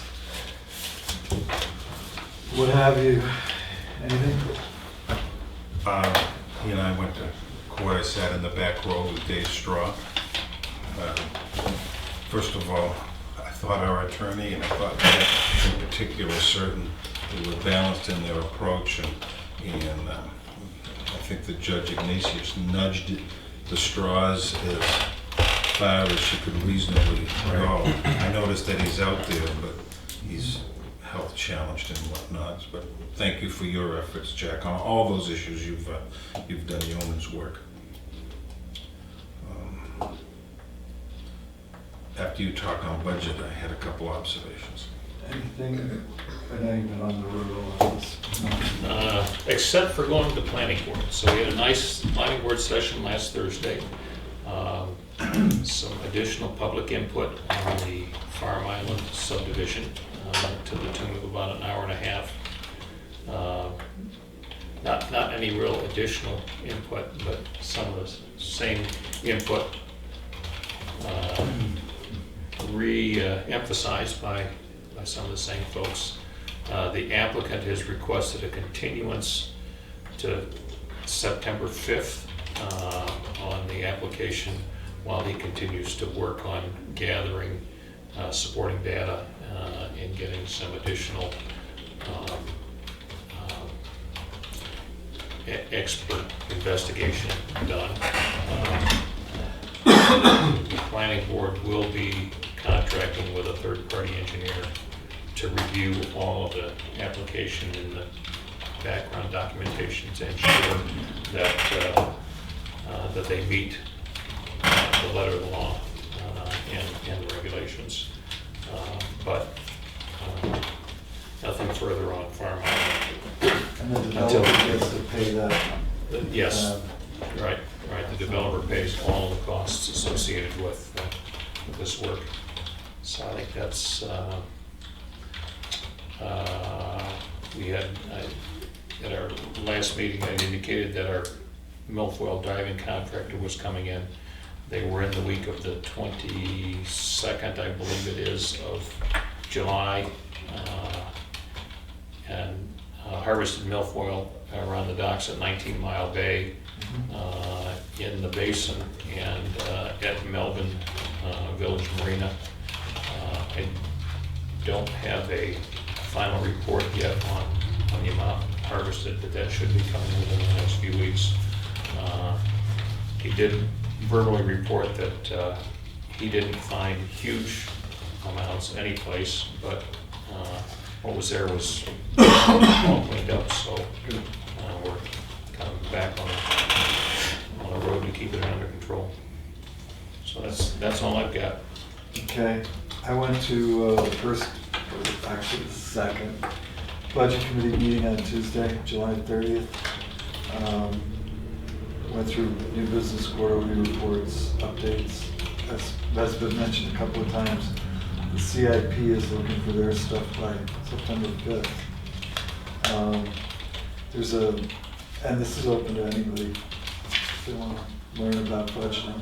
There's an upcoming New Hampshire Municipal Association training workshop.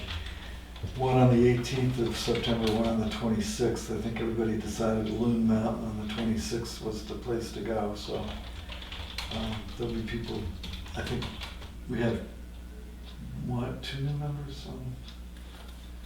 At least one. I know Barry's new. I think there are 4 or 5 different members of the board that are gonna go up there. As we mentioned in our signing, Helen Hartshorn gave us a CIP update. She's gonna try to terminate her service on that board. I think she has terminated, actually. And they suggested that we try to get as many of our small budgets in as possible. Some of them are easy, some of them are not so easy. For charitable purposes, you gotta wait for people to ask for money. But things like this safety committee, Patriotic services. patriotic, yeah, there's a few things we can work on. There are 2 questions which I think Diane, or actually Karen has answered. Did you send these off to the planning board or the budget committee Yep, on the land use change tax? yes, I did. Okay. There's a question on where some of our revenue is coming from, and also, yeah, and a Primex holiday. The last thing that was talked about, did you want to talk about the budget committee? Yes. Okay. I thought that they were constructive in their suggestion. A lot of the budgets have little handwriting on either side, and they mentioned that that's kind of confusing and whatnot.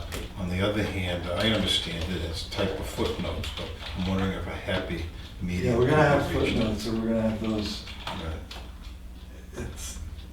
I'll talk to Diane about maybe changing up the format a little bit, but there's always gonna be questions. Yes. You know, if for some reason,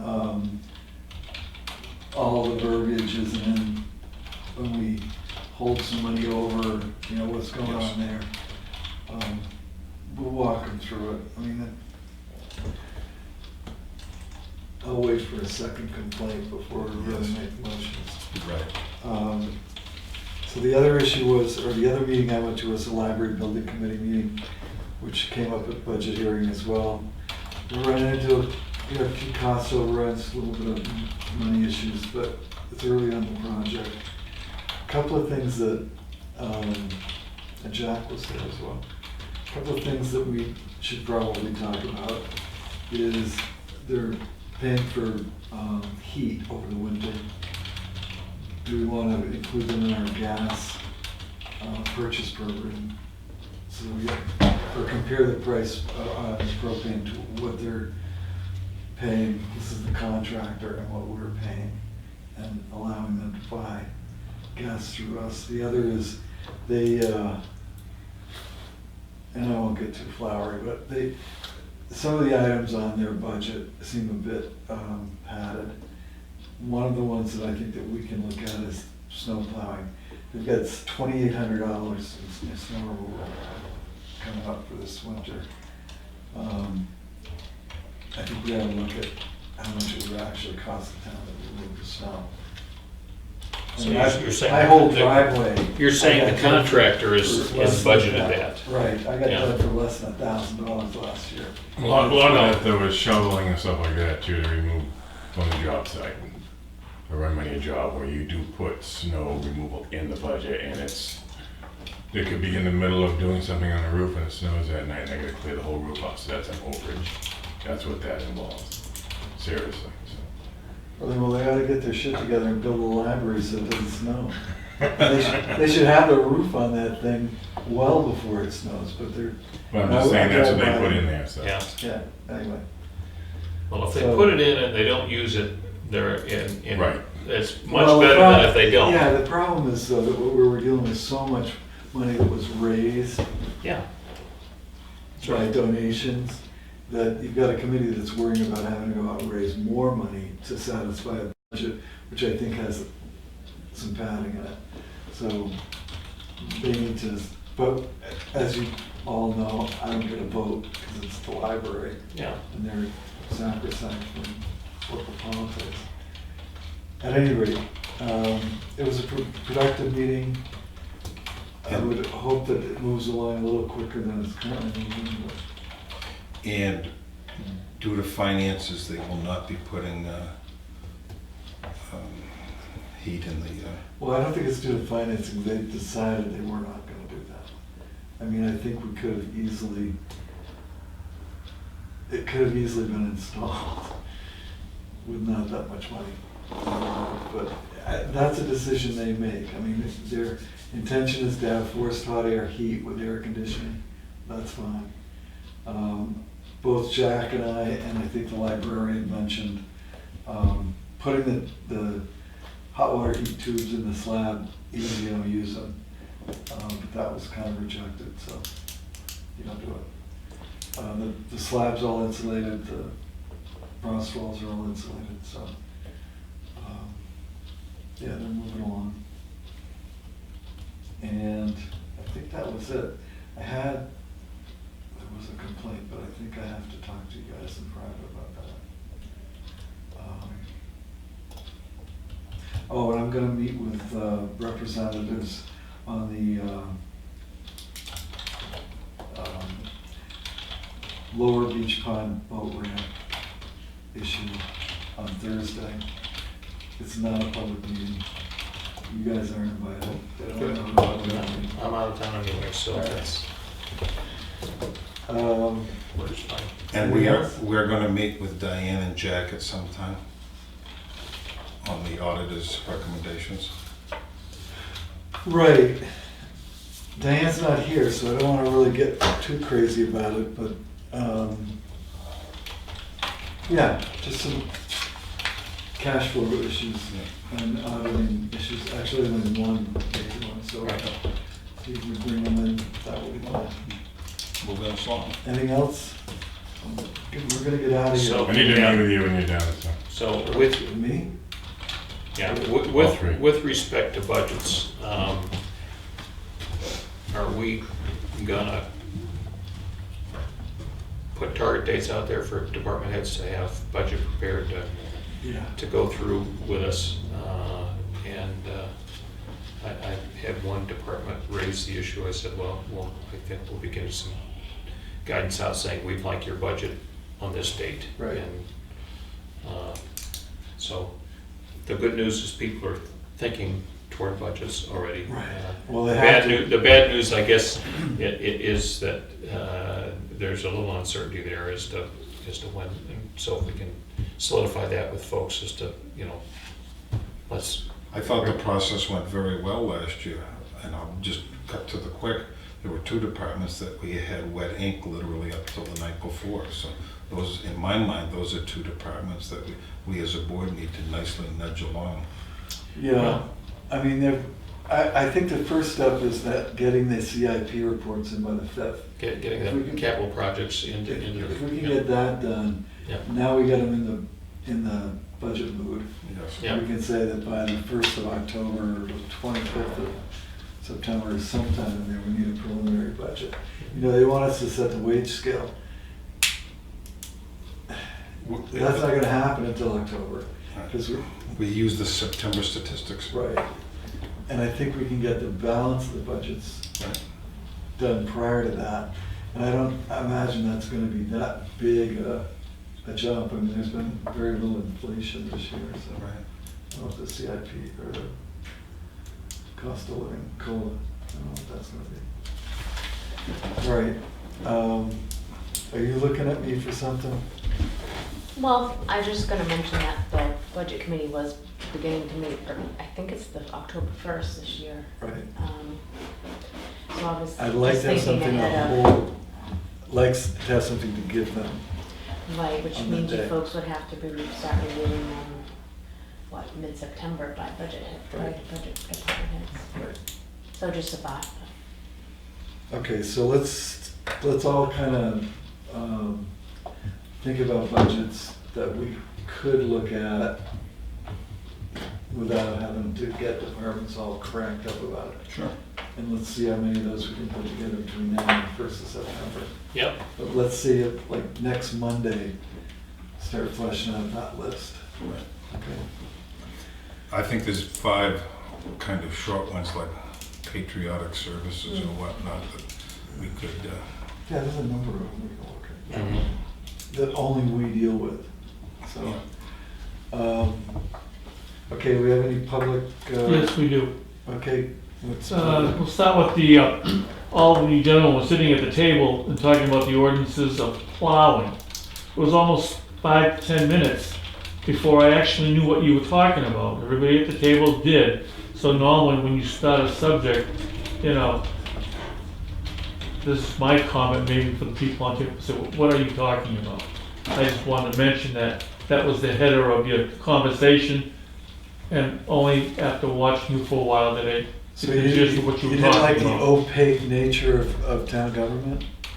I mean, all government's opaque to a certain degree. Well, yeah, but anyhow, okay, look, moving on. Well, it was, in fairness, it was a specific item on the agenda. Oh, and that's fine, but I don't hold up the agenda to the camera, and obviously I'll be a fault.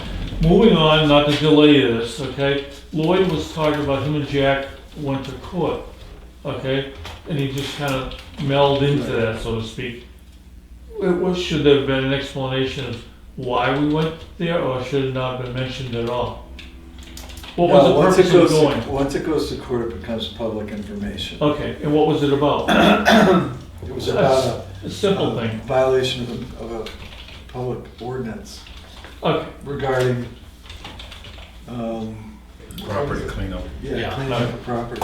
thank you. One more thing. A couple of weeks ago, Gordon Hunt was here, and he talked about the wage scale.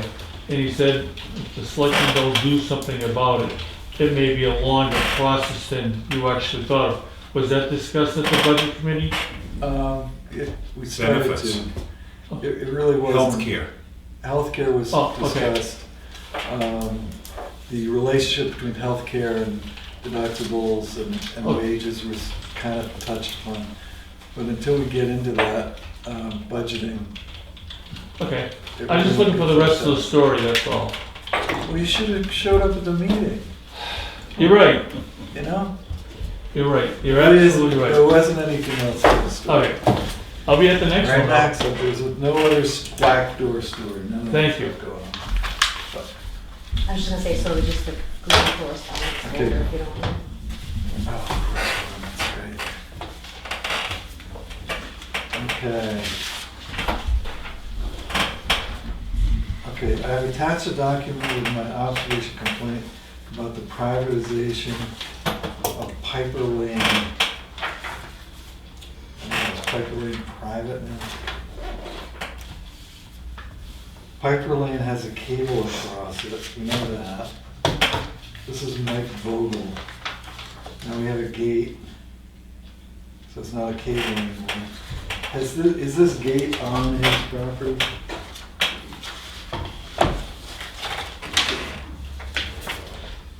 You mean are the posts on his property? No, I mean, is there any other people's property, or is this a town road beyond this one? Yeah, it's a class 6 road. We can't put a gate up, Sure. Yeah, we authorize it. but it can't lock it. It's not locked? Okay. No. All right. It appears from this correspondence that the guy on the corner is attempting to impede people's access on the road. So maybe this is someplace we need some additional signage, because a gate on a class 6 road has to remain unlocked at all Right. times, and can't be there for the purpose of limiting public access.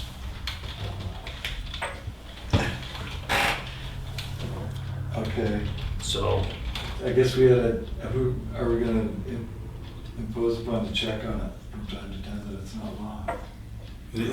It's not capable of being locked. Oh, really? There's no lock on it. Since it's been erected, every day that I've driven by, it's either open or someone's using it. There is no padlock on it. All right, so it's just the presence of the gate that's got this guy animated? Well, as I read his memo and as I talk to people who live in the area, that two individuals, the person who requested the gate and this gentleman, have had some unpleasant exchanges. You had an unpleasant exchange? No, No, Oh, no. you don't have that. I can't force those two people to like each other. I will say that I've gone down there and I've seen no issues, no trash, no nothing. That's It's worked. Okay, we've got another letter from Ethan, is it Ethan? It looks like Ethan Stockman, who really wants high-speed internet access. That was in response to our request, right? Yep. Now, did you attend the meeting up in Madison, Albany? whatever it is? Yeah. It was just an organization. Yeah. Yeah, but this is, to my mind, that directly speaks to what Right. this guy's looking for, which is how do we get internet access Right. back in the valleys and hollows. And of what they're towns. talking about is getting small towns like Albany or Tufton Row or Madison or Eaton or something like that. The grant money that makes them there's certain federal programs that are starting to kick in for supplying high-speed internet to rural communities, but there's a population threshold and there, it's like any other grant. Mhm. Is it like cell phones, a density per so many acres and Yeah, stuff like I that? didn't thoroughly read it, but they're actually talking to Mrs. Lane, who's a grant writer in the valley up there, who's gonna take a look at that grant. She's done grants for different, we used her at the county for the CBD, DBGV grant, the community block grant money. So it's all preliminary at this juncture. I don't know that we've got horsepower enough to make anything happen in Washington, so we'll see. Well, it was in response to our request, right? Didn't we put an ad in the paper, anyone who had issues or comments? That's about the cable. No, his letter. Oh, his letter, yeah. The Albany meeting was their request to us. It's a work in progress. These are our people who don't want to be in CIP anymore. And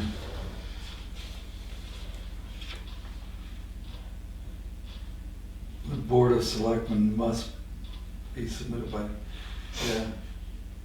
Well, the CIP, I hate it when they do that. I really do hate it when they do that. What's that? They need to say, they need to ask us to submit our programs by the 5th. I just, this is why I didn't make us well in school.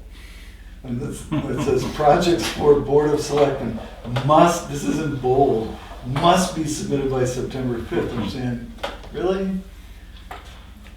Okay, we got a minute, says we can.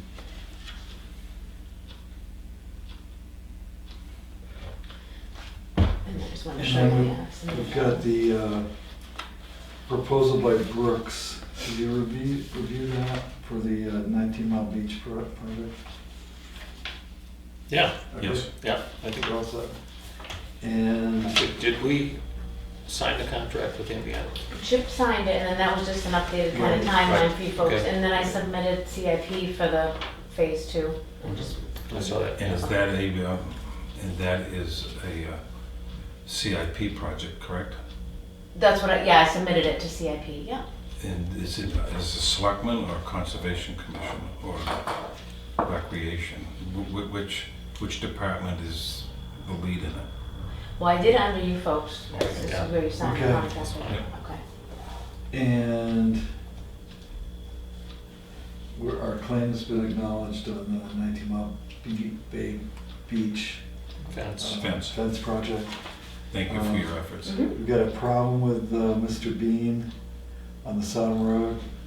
Will you have a chat with, Is that what he wants to talk to us about? it may be, but we've got a road agent in violation according to this of excavation policy. Hold that out, I think that's what he wants to talk to us about. And anybody want to go to the community garden party? On the 17th, 17th of August, 5 to 7. right out here. That smiley face guy right Yeah. there. I don't know who that is. Anyway, there is a garden party, August 17th, right out here, community garden. Live music, free beer. We'll get in there. I've got a boat launch complaint down near a lake. The vehicle was parked like that. What does that mean? That's another area where the sign isn't accurate. We need better signage, yeah. Who would be responsible for damages if this vehicle were struck by another trying to gain access? Well, The guy that, the the guy that ran runs into him. it. Yeah, that's right. I mean, we have a certain amount of, I keep forgetting that term. Here it is again, more boat line problems. We have. Okay, so we need to address the signage at Mirror Lake as well, and if we, yeah.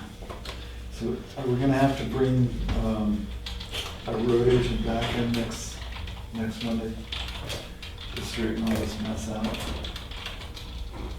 You want to talk to us? Yeah. Private and public or non-public? Yeah. Okay, well, go find out what it is, because if it's Okay. public. Is it public? You're up if you want.